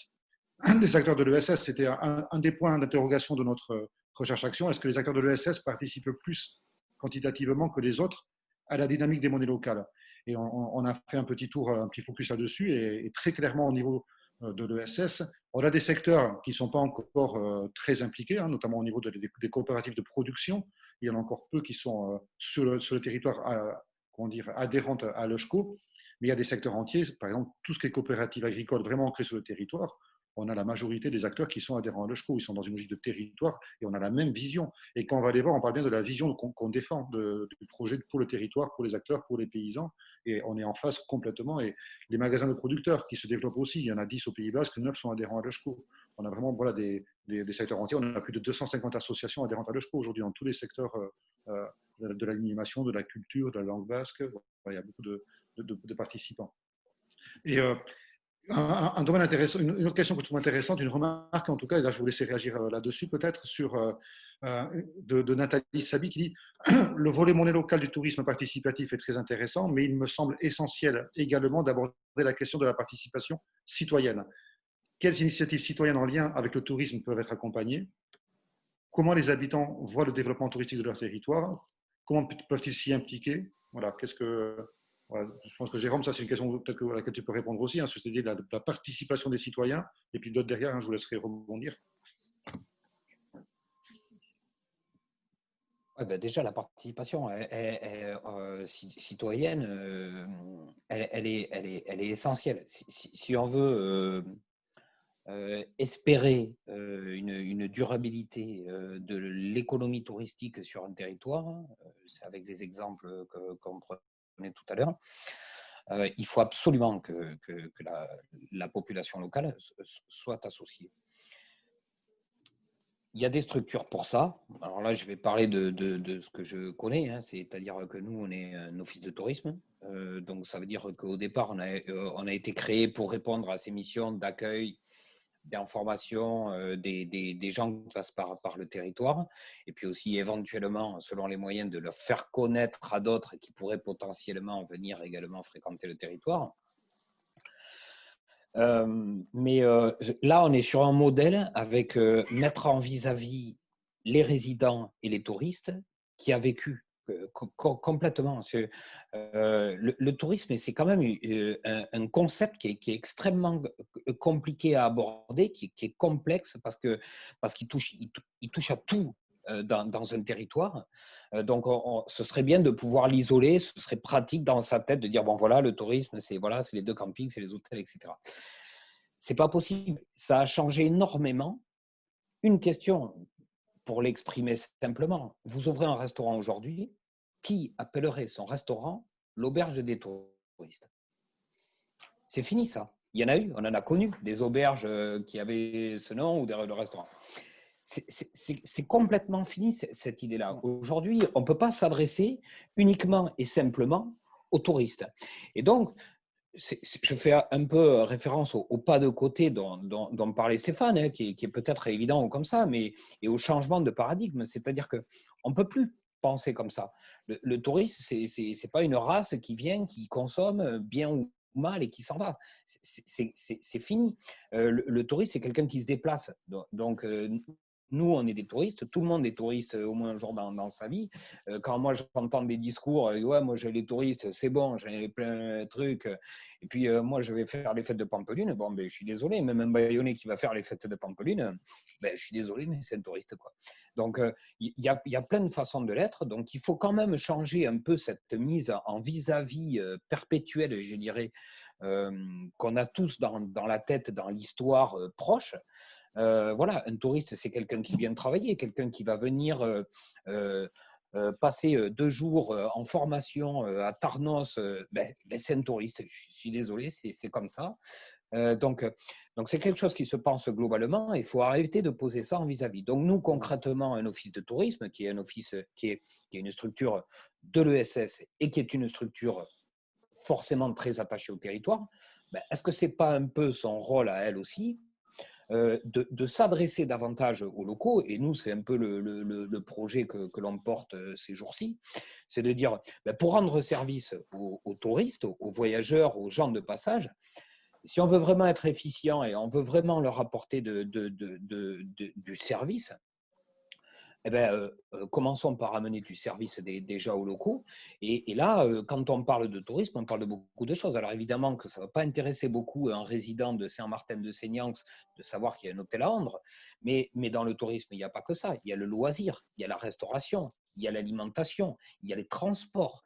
Il y avait une étude récente de l'ODAB, je crois, à Bayonne, qui disait assez paradoxalement que les touristes, finalement, étaient plus vertueux dans leur mode de déplacement que les résidents. Parce qu'ils utilisent beaucoup le vélo quand ils sont en vacances, parce qu'ils vont prendre les bus et s'emparer des navettes pour aller rapidement à Bayonne, etc. Donc, faut pas non plus, voilà, touriste égale empêcheur de tourner en rond et nous tout seuls, tout bien. Faut dépasser cette vision-là. Donc, si on veut, nous, je pense, au niveau d'un territoire, déjà, on a des structures sur lesquelles on peut s'appuyer. Et est-ce que le rôle d'un office de tourisme, c'est de payer à grand renfort d'argent public des campagnes publicitaires dans le métro pour dire venez l'été alors qu'on est déjà en surfréquentation l'été? Voilà, il y a des mécanismes à réinterroger, il y a des façons de faire à réinterroger, il y a un pas de côté à faire, il y a tout ça à réinterroger. Et donc, juste pour rattraper ce dont on avait convenu de parler ce matin, cette idée de voir le tourisme comme un résident éphémère, ça change beaucoup la façon dont on peut regarder les choses, quoi. Donc, il est là, mais il n'est pas là pour longtemps. Il faut vite l'information, il faut vite qu'il se transporte aisément. Il faut vite qu'ils puissent donc consommer local. Et nous, c'est le cas, hein, parce que le touriste, il change beaucoup aussi. Nous, il y a 10 ans, dans un office de tourisme, on vous appelait pour vous demander quel est le camping, quelle est la liste du camping. Ça, c'est une question, aujourd'hui, on ne nous la pose plus. Il y a Booking, il y a TripAdvisor, il y a site Internet, il y a les GAFA, il y a tous ces opérateurs internationaux qui ont bouffé tout ça. Donc, c'est à nous de faire. C'est à nous de faire. Et aujourd'hui, les demandes, moi, j'ai des gens qui viennent à l'office de tourisme et qui me disent, ouais, bon, voilà, où est-ce que voilà, moi, chez moi, j'achète des tomates à un producteur, je ne les achète pas en supermarché. Quelle est ici l'offre des producteurs? Où est-ce que je peux acheter mes légumes pour la semaine parce que je suis en vacances une semaine? Où est-ce que je peux l'acheter chez un producteur? Comment puis-je me déplacer sans prendre ma bagnole? C'est des questions qui n'avaient quasiment pas, qui n'étaient pas posées il y a 10 ans. Il y a 10 ans, pas il y a 100 ans, il y a 10 ans.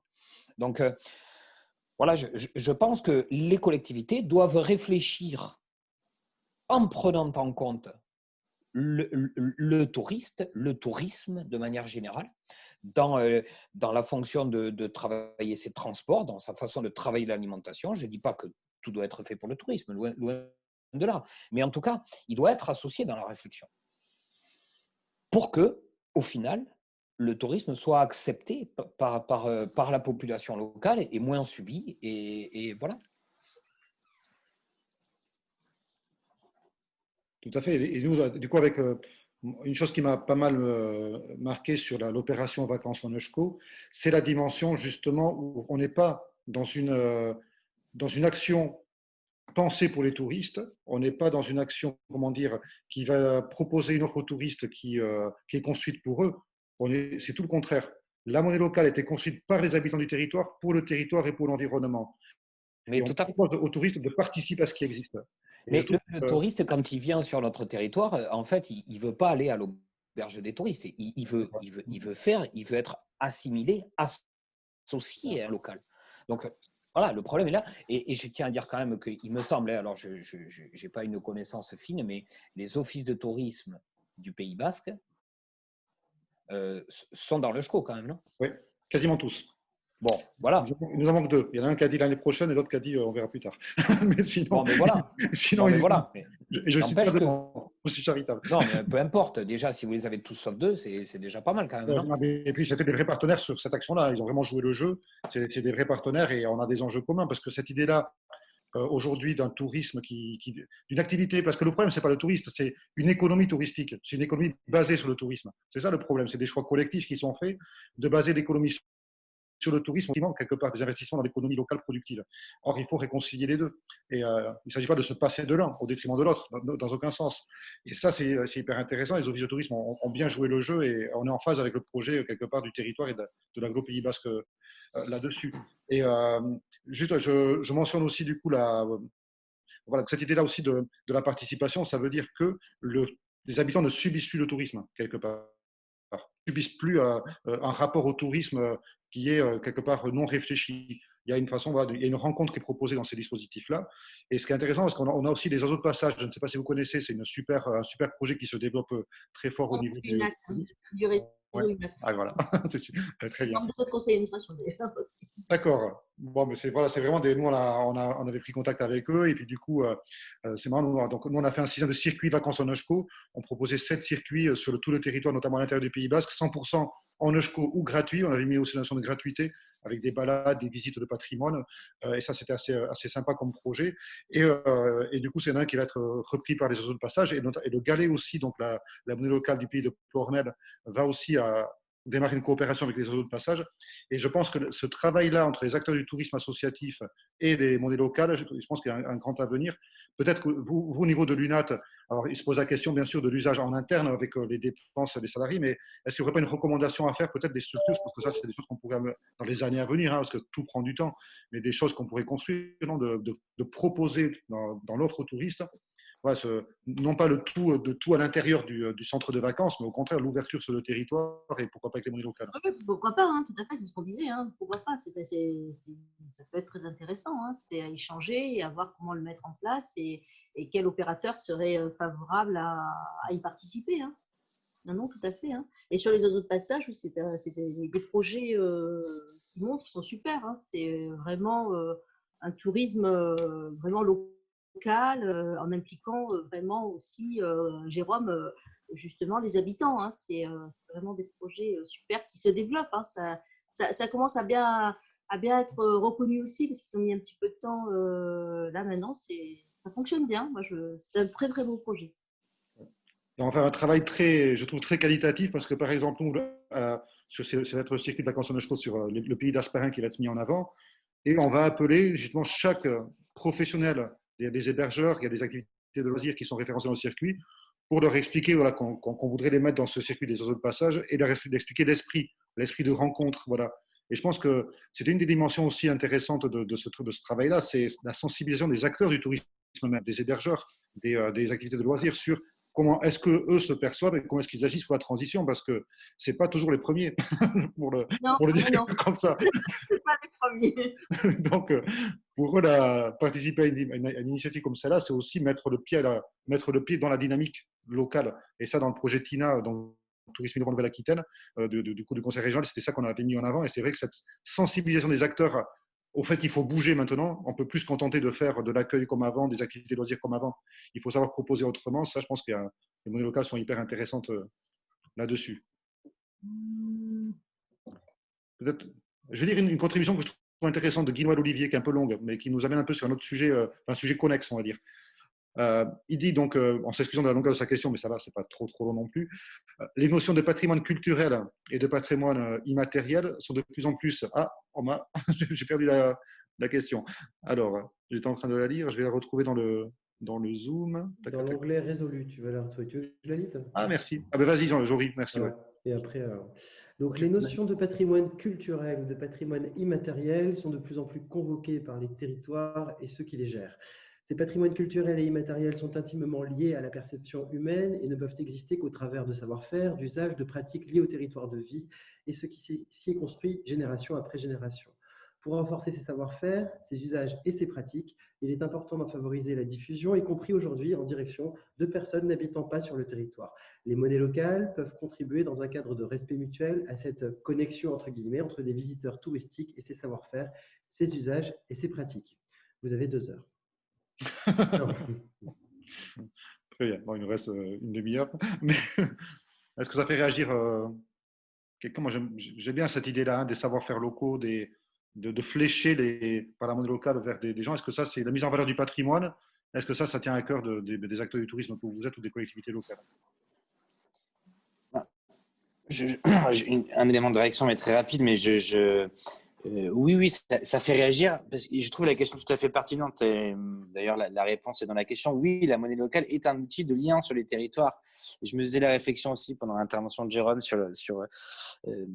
plus spécifiquement sur le tourisme et les nouvelles pratiques du tourisme, mais je trouve qu'effectivement, la monnaie locale, au-delà d'être un outil en plus qui permet de conserver des flux financiers sur le territoire, etc., elle est un outil qui va permettre de mettre en lien des acteurs de l'économie qui d'habitude ne se parlent pas.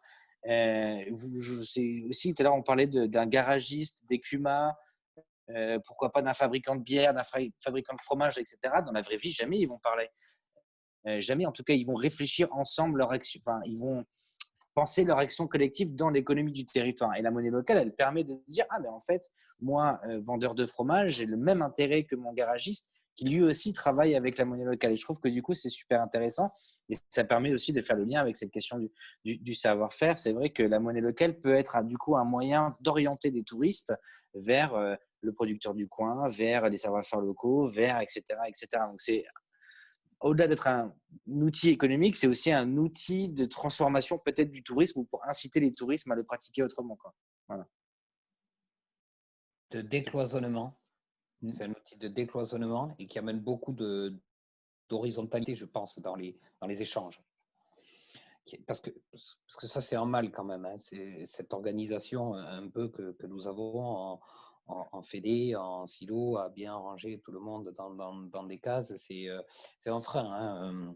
Bon, j'évoquais à demi-mot là, tout à l'heure le travail qu'on engage sur la cartographie. La cartographie, c'est pareil, c'est-à-dire tout le monde a sa carte avec ses données, tout le monde affiche sa carte, ses données, alors quand on ne les a pas filées à Google et compagnie, hein, je parle. Et ces bases de données, il en existe des centaines pour tout, elles ne se parlent pas. Et donc, les process d'open data permettent justement de casser ces cloisons et de faire communiquer des acteurs qui seraient dans des silos originels différents. Tout à fait. Une idée très forte qu'on développe, c'est cette notion-là de coopération territoriale. Pour rebondir sur ce que tu disais, Stéphane, entre acteurs qui d'habitude ne se parlent pas, ne se conçoivent pas comme ayant des intérêts communs, ça crée des coopérations territoriales très fortes entre des secteurs économiques différents, des filières économiques, aussi entre citoyens, entreprises et collectivités locales. C'est quand même ça le trépied sur lequel, selon les experts, il faut construire sur les territoires la transition écologique aujourd'hui. Ça ne marchera pas si les trois ne s'impliquent pas. Et aujourd'hui, on voit qu'au niveau des territoires, ça commence à prendre. Vraiment, sur les monnaies locales, c'est des outils qui permettent de décloisonner. J'aime beaucoup ce terme. C'est vraiment le cas. Décloisonner entre secteurs, décloisonner aussi politiquement. Aujourd'hui, il y a donc l'Aglo Pays Basque qui a voté à l'unanimité l'adhésion à l'EUSCO. Il y a 26 communes qui ont adhéré à l'EUSCO sur 158 au Pays Basque. Donc 26 votes en conseil municipal. Donc c'est des centaines d'élus locaux amenés à se prononcer et 4 élus locaux ont voté contre.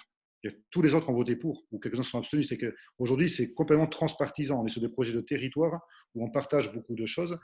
Et ça, vraiment, il y a beaucoup d'intérêt à développer aussi dans ce sens-là des monnaies locales, sur l'idée de faire ensemble, voilà, sur l'idée de participation commune à un projet pour le territoire. Ça, quand on sait l'expliquer, quand on sait le faire passer, ça marche très bien. Et un des participants posait la question de quels sont les freins au niveau des collectivités techniques, politiques. Ça, aujourd'hui, on sait résoudre. Aussi, quelles sont les perspectives. C'est que nous, on défriche pas mal au Pays Basque avec le SCO, mais on est membre du mouvement Sol et on partage beaucoup. On a créé un institut de formation qui est l'Institut des monnaies locales. La création d'une dynamique de groupe, des fois, il y a des monnaies qui ont quelques bénévoles et qui n'arrivent pas à décoller. Création d'une dynamique de groupe, s'inscrire sur le territoire, aller voir les acteurs, savoir présenter son projet et comprendre le point de vue de chacun des acteurs, des entreprises, des associations, des collectivités, et forger un discours commun qui permet de mettre tout le monde en route vers le même projet. Ça, c'est du savoir-faire aussi. Il y a les outils, mais il y a aussi la méthode, il y a le positionnement d'une monnaie locale sur un territoire, sa capacité à nouer des relations avec les acteurs du tourisme et d'autres, sur des coopérations de territoire. Il y a beaucoup de choses à construire. Et ça, on est vraiment beaucoup sollicité là-dessus à l'EUSCO, et c'est pour ça qu'on a créé cet organisme de formation qui permet de diffuser bien au-delà de ce qu'on fait. Et puis sur les collectivités, il y a un frein par contre qui reste au niveau juridique, c'est celui que le fait que les collectivités locales ne peuvent pas encore avoir de compte en monnaie locale qui soit manipulé directement, c'est un vrai frein. Et c'est un député de Marseille, Jean-Marc Julézy, qui a posé une question au gouvernement en ce sens. Et derrière nous, Mouvement Sol et Réseau des monnaies locales complémentaires citoyennes, les deux réseaux français de monnaie locale, interpellent les députés territoire par territoire pour poser la même question au gouvernement. Pourquoi ne pas faciliter? On voit bien l'intérêt des monnaies locales. Donc là, il y a encore des batailles à mener pour avancer. C'est des choses très positives qui peuvent se mettre en place. Voilà, il y a une mobilisation qui est importante. Donc là-dessus, il y a beaucoup de choses encore à développer. Les monnaies locales, elles sont à des stades différents aujourd'hui, mais il y a beaucoup d'avenir et beaucoup de projets qui se montent et beaucoup de projets qui se réinterrogent aussi. Donc, c'est intéressant d'aller voir ce qui se passe territoire par territoire là-dessus. Peut-être une question de Pascal Balator. Oui. Comment pouvez-vous vous assurer que les petits commerces aient également des pratiques durables, notamment pour ne pas utiliser les mêmes fournisseurs, producteurs industriels que les hypermarchés, supermarchés, qui travaillent de leur côté de plus en plus avec les petits producteurs et les acteurs locaux et qui ont également de nombreux salariés dans leur structure? Dante peut-être, ou quelqu'un? Oui, bien sûr, je peux répondre. Stéphane, tu voulais dire un mot aussi ou... Moi, ce que je voulais dire, c'est qu'on ne peut pas les obliger, on ne peut pas le garantir, etc. Mais on peut les aider à engager leur propre transformation. Et nous, depuis qu'on est arrivé en juillet, on a beaucoup de commerçants. On pensait que ça allait être difficile d'aller engager les discussions et la transformation des commerçants. Ils nous disent, mais vous foutez quoi? Allez plus vite, on a besoin de vous pour nous aider à transformer nos pratiques parce que en fait, on se rend compte que notre activité elle est de plus en plus en décalage avec les demandes de nos clients. Et si vous ne nous aidez pas à faire notre transformation, on va mettre la clé sous la porte. Bon, les confinements sont passés par là, ça a une difficulté supplémentaire, mais on sent quand même que le premier pouvoir d'agir, il est le nôtre, avec nous, notre portefeuille et notre monnaie locale. Ça, c'est le premier point.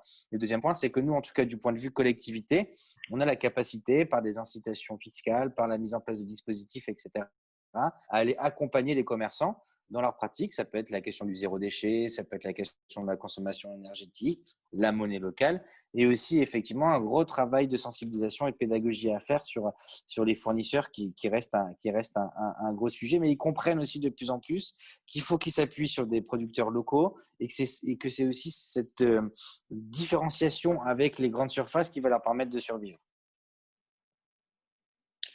Et pour compléter cette réponse, parce que c'est vrai qu'il y a une attente aussi, hein, et après il y a les questions des moyens qu'on peut mettre derrière. Bon, une monnaie locale déjà intrinsèquement, en ne circulant qu'entre acteurs du territoire, est déjà un acteur qui relocalise l'économie et c'est vertueux pour l'environnement, première chose. Ensuite, c'est un outil qui permet à tout le monde de se poser des questions, c'est un outil de débat. Chaque personne qui utilise la monnaie locale devant un copain qui n'utilise pas, c'est un débat qui s'engage sur les enjeux de la transition. Et ça, il y a un énorme travail de sensibilisation à mener.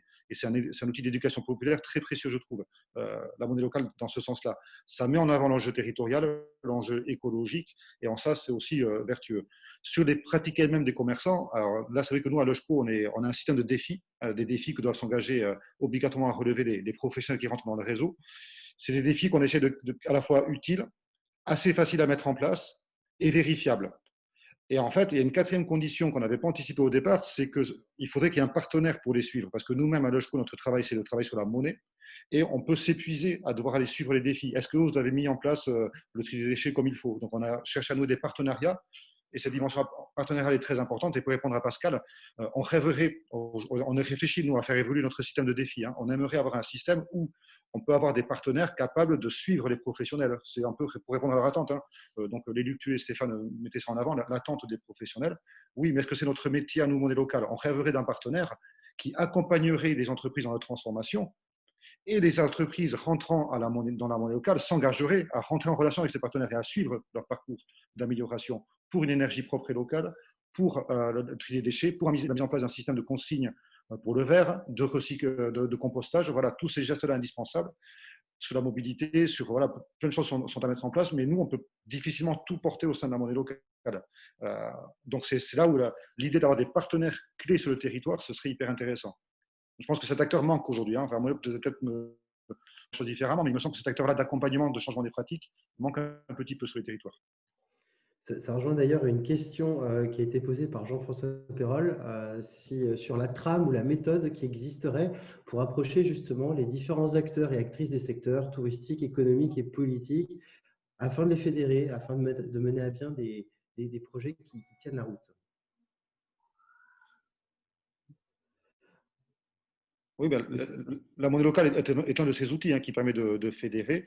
Et c'est vrai que des rencontres, des convergences de projets peuvent se faire. Hein. Donc, très, très concrètement aujourd'hui, par exemple, le partenariat avec l'Office de tourisme Pays Basque permet d'aller toucher d'autres acteurs du tourisme.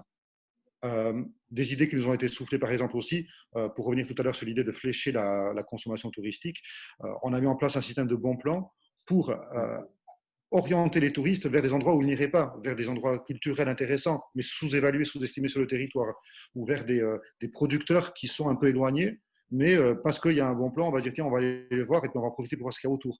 Donc, voilà, il y a cette idée-là de relation très, très fine sur le territoire, de mise en relation, de projets communs qui peut se créer. Je pense que il y a la méthodologie qui fait, mais en fait, c'est une méthode de travail globale qui n'est pas propre au monnaie locale, c'est savoir monter un projet et de façon simple, efficace. Jérôme, tu veux réagir peut-être là-dessus? Oui. Oui, tout à fait. Je vais reprendre ma casquette bonnet MONA, parce que la MONA, qui est cet organisme que je présentais en tout début des échanges, donc une association régionale Nouvelle-Aquitaine, c'est vraiment son cœur d'action quand même, hein, c'est d'accompagner certes le monde du tourisme un petit peu, puisque c'est la tête de réseau des offices de tourisme.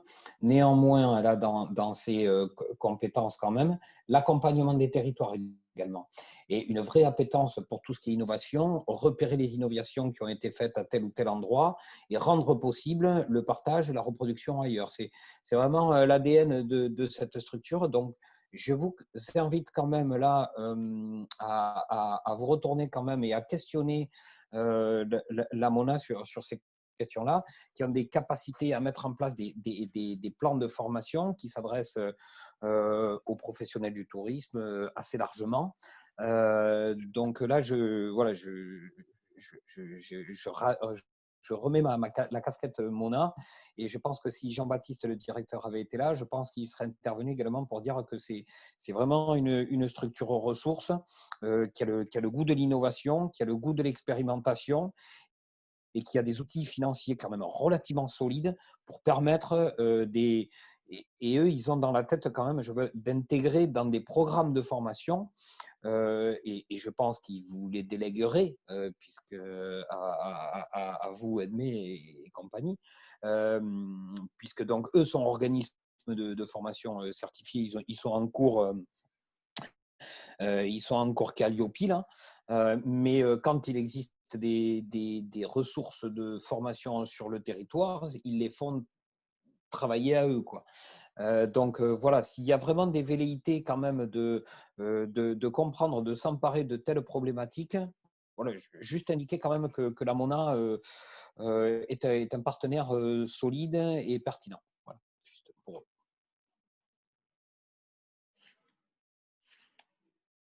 Tout à fait. Et oui, les offices, voilà, je précise, hein, puisque il y a Marie-Christine Jura-Juria qui nous précisait, en effet, je ne l'ai pas dit, mais les offices de tourisme, depuis déjà l'an dernier et encore plus cette année, proposaient des vacances, hein, des enveloppes vacances en euros.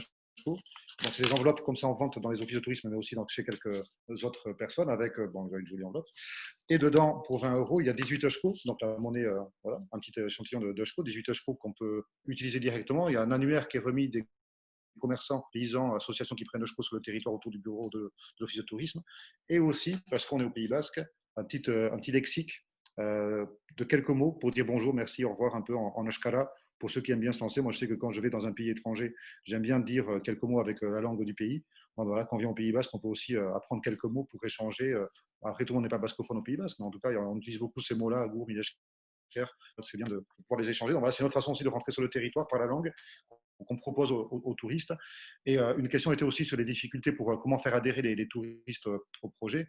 Bon, ben ça, voilà, je vous invite à voir aussi non seulement le premier webinaire, mais aussi le rapport qu'on a mis en ligne dans l'onglet ressources de l'Institut des monnaies locales. On a fait un bilan de l'opération Vacances en Eusko avec toutes les limites cette année avec le Covid, mais on a quand même des choses intéressantes voilà, qui en gros valident le concept, hein, mais même si la mise en œuvre cette année a été difficile. En fait, pour simplifier l'usage, on a fait un parcours 100% numérique.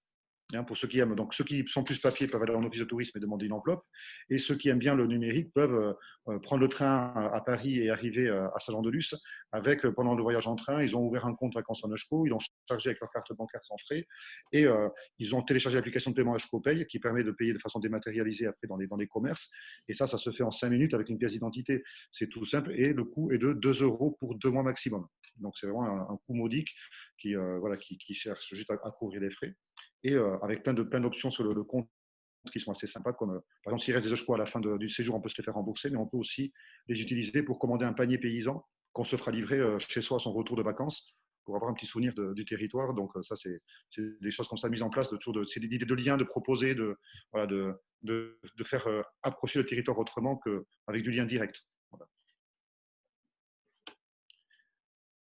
Très bien, donc je pense que j'essaie de jeter un petit coup d'œil. Est-ce qu'il y a d'autres prises de parole peut-être? Sinon, je vous laisse la parole, hein, si vous avez des choses à compléter. Je lis une dernière question au niveau des questions ouvertes sur la gouvernance. Est-ce qu'il existe déjà une réflexion à ce jour qui a été engagée pour une gouvernance partagée entre toutes ces typologies d'acteurs, donc les monnaies locales, les institutionnels, les entreprises, les associations, autour du projet de tourisme durable collaboratif du type Vacances en Eusko? Je pense qu'il y a beaucoup de choses dans le tourisme. Hein. On peut avoir une gouvernance monnaie locale, une question de gouvernance tourisme. Il y a beaucoup de choses. Ça, c'est peut-être plus toi, Jérôme, que pour nous dire. Mais j'ai participé à un webinaire déjà en Nouvelle-Aquitaine du tourisme à la Bière. Beaucoup de choses qui se mettent en place au niveau des acteurs. Il y a la Mona, bien sûr. Oui, bien sûr. Oui, mais enfin bon, encore une fois, c'est pas forcément très simple d'agréger comme ça des structures qui ne se sont longtemps pas parlé, quoi. Donc je pense qu'il faut y aller de façon certaine, assurée, mais il faut y aller progressivement aussi. Et il faut y aller par l'outil. Déjà, moi, ce que je loue et ce qui m'intéresse beaucoup dans ces systèmes locaux, c'est je pense qu'on ne peut pas travailler ensemble si on n'a pas des outils communs. voilà. Donc, à partir de là, on peut faire des rapprochements entre des structures, etc. Et essayer de, voilà. Mais ce qui rapproche vraiment, je pense que c'est plus l'outil que la structure, finalement. Il faut la structure aussi, hein, ce n'est pas exclusif, mais je pense qu'en se concentrant sur l'outil, on avance plus qu'en créant encore des structures qui tentent d'agréger des secteurs, des territoires, des statuts, des structures différentes. Voilà, ce qui ne veut pas dire qu'il ne faut pas réfléchir et avoir un partage en haut. Hein. Je crois que ce dont on a surtout besoin, c'est d'outils communs. Hein, communs. Tu as raison, les monnaies locales sont un de ces outils. Tu parlais de OpenStreetMap. C'est vrai que nous, on est sollicité peut-être pour aussi mettre nos données, hein, notre réseau. Il faut y aller, c'est évident. C'est évident qu'il faut aller là-dedans. C'est évident. On évalue le travail. Ça m'apparaît évident à moi, en tout cas. Ouais, je suis d'accord aussi. On a aussi donc, Locavaluto, l'association Locavaluto qui équipe les monnaies locales en outils numériques, hein, qui est partenaire de l'Institut des monnaies locales. Oui, que je ne connaissais pas et j'ai regardé un peu là, qui est assez intéressant.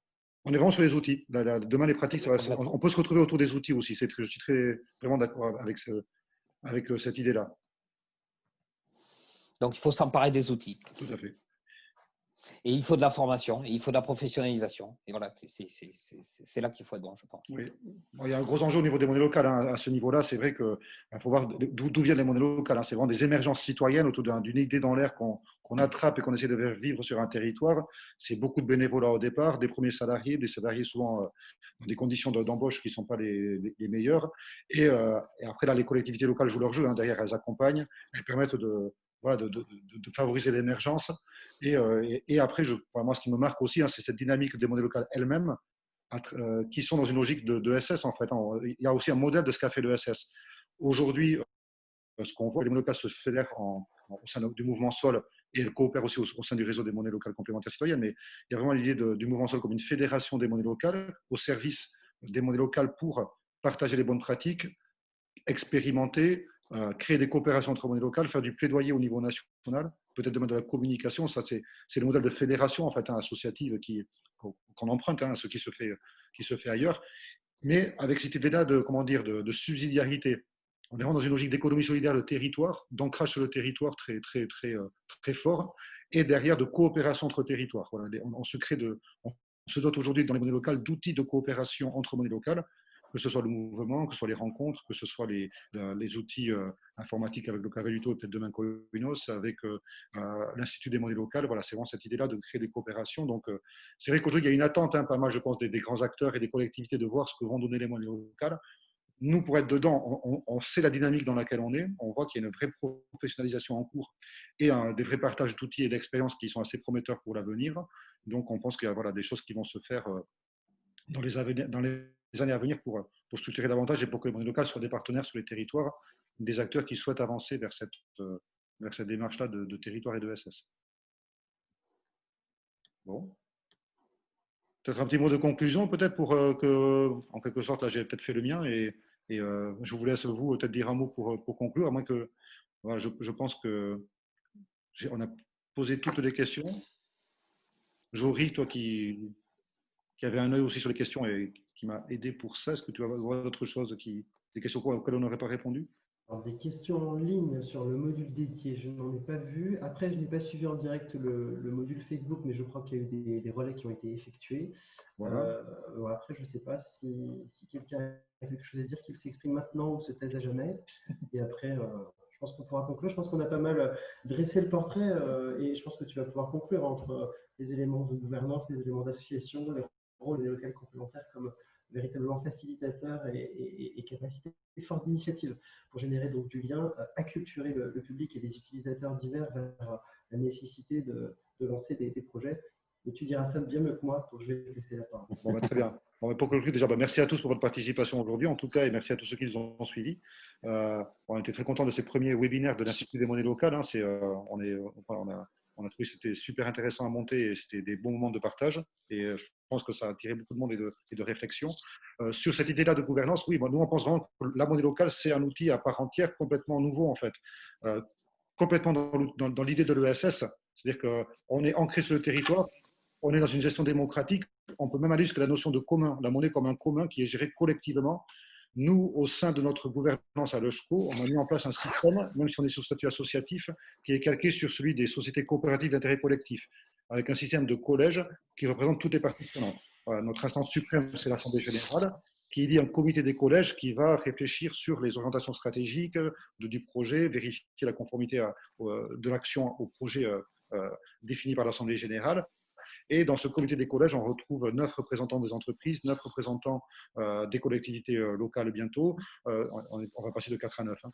On a changé les statuts. On fait rentrer des salariés. On a 13 salariés à l'ECHCO aujourd'hui. Ils vont rentrer aussi, eux, dans la gouvernance, avec 5 représentants, 9 bénévoles, 3 représentants des associations qui touchent un système de reversement qui s'appelle le 3%, et 9 représentants des valeurs fondatrices, c'est-à-dire des associations du territoire qu'on a mis d'office dans la gouvernance pour qu'elles nous surveillent sur le respect de nos engagements. Donc 3 qui sont sur le développement territorial, 3 qui sont sur l'environnement et 3 qui sont sur la langue basque, puisque le choix a un fort engagement pour la défense de cette langue qui n'est pas encore sauvée en Pays Basque Nord. Donc on tient à sauver cette langue et c'est très important. C'est très intéressant, c'est très partagé par les touristes aussi, hein, qui sont 80% à déclarer vouloir que la langue basque soit protégée et défendue. On a vraiment des choses en commun. Et donc voilà, cette gouvernance-là est très importante et c'est un des outils dont tu parlais, Jérôme, je pense, pour faire ensemble. Je pense qu'aujourd'hui, cette notion de faire ensemble, elle est très forte et que ce soit un outil de l'ESS qui permette de faire ensemble sur un territoire, au-delà du monde de l'ESS, je trouve ça très intéressant. C'est qu'on accompagne, qu'on agrège à nous tous les acteurs de bonne volonté, ça peut être des PME, ça peut être des entreprises, des commerces qui ne sont pas eux-mêmes de l'ESS, mais qui se reconnaissent, des artisans qui sont dans cette logique-là. Je pense qu'il y a eu cette démarche-là dans le commerce équitable dans les années 2000 et 2010. On se posait la question, qu'est-ce que c'est l'économie du commerce équitable? Est-ce que c'est uniquement des producteurs du Sud ou est-ce qu'on n'a pas un commerce équitable à développer au Nord aussi, hein? Et je pense que ce décloisonnement-là des concepts, il est important et que l'ESS, c'est un projet d'avenir qui agrège des parties prenantes, des acteurs qui ne sont pas forcément intrinsèquement de l'ESS, mais qui, à travers une monnaie locale, vont être dans une démarche de l'ESS pour le territoire. Et je pense que c'est une des manières qu'a l'ESS, peut-être demain, de se projeter au-delà du cercle de l'ESS lui-même pour amener le reste de la société vers son projet. En conclusion. Voilà. Et donc, en s'adressant à tous les secteurs économiques, y compris le tourisme. Donc, comme on a pu le voir aujourd'hui. Bon, mais il ne me reste plus qu'à vous remercier. Et donc on mettra en ligne ce webinaire, c'était une des questions. Merci beaucoup. De mettre en ligne sur le site. Bon. Merci beaucoup. Donc, plaisir d'échanger à nouveau. Et puis, voilà, si les gens qui nous suivent ont d'autres questions, mais n'hésitez pas à nous contacter par les autres moyens, site, Facebook ou autre, et on répondra aux questions. À bientôt. Merci. Au revoir. Voilà. À bientôt. Et n'oubliez pas vos expos si vous venez au Pays Basque. Bien sûr.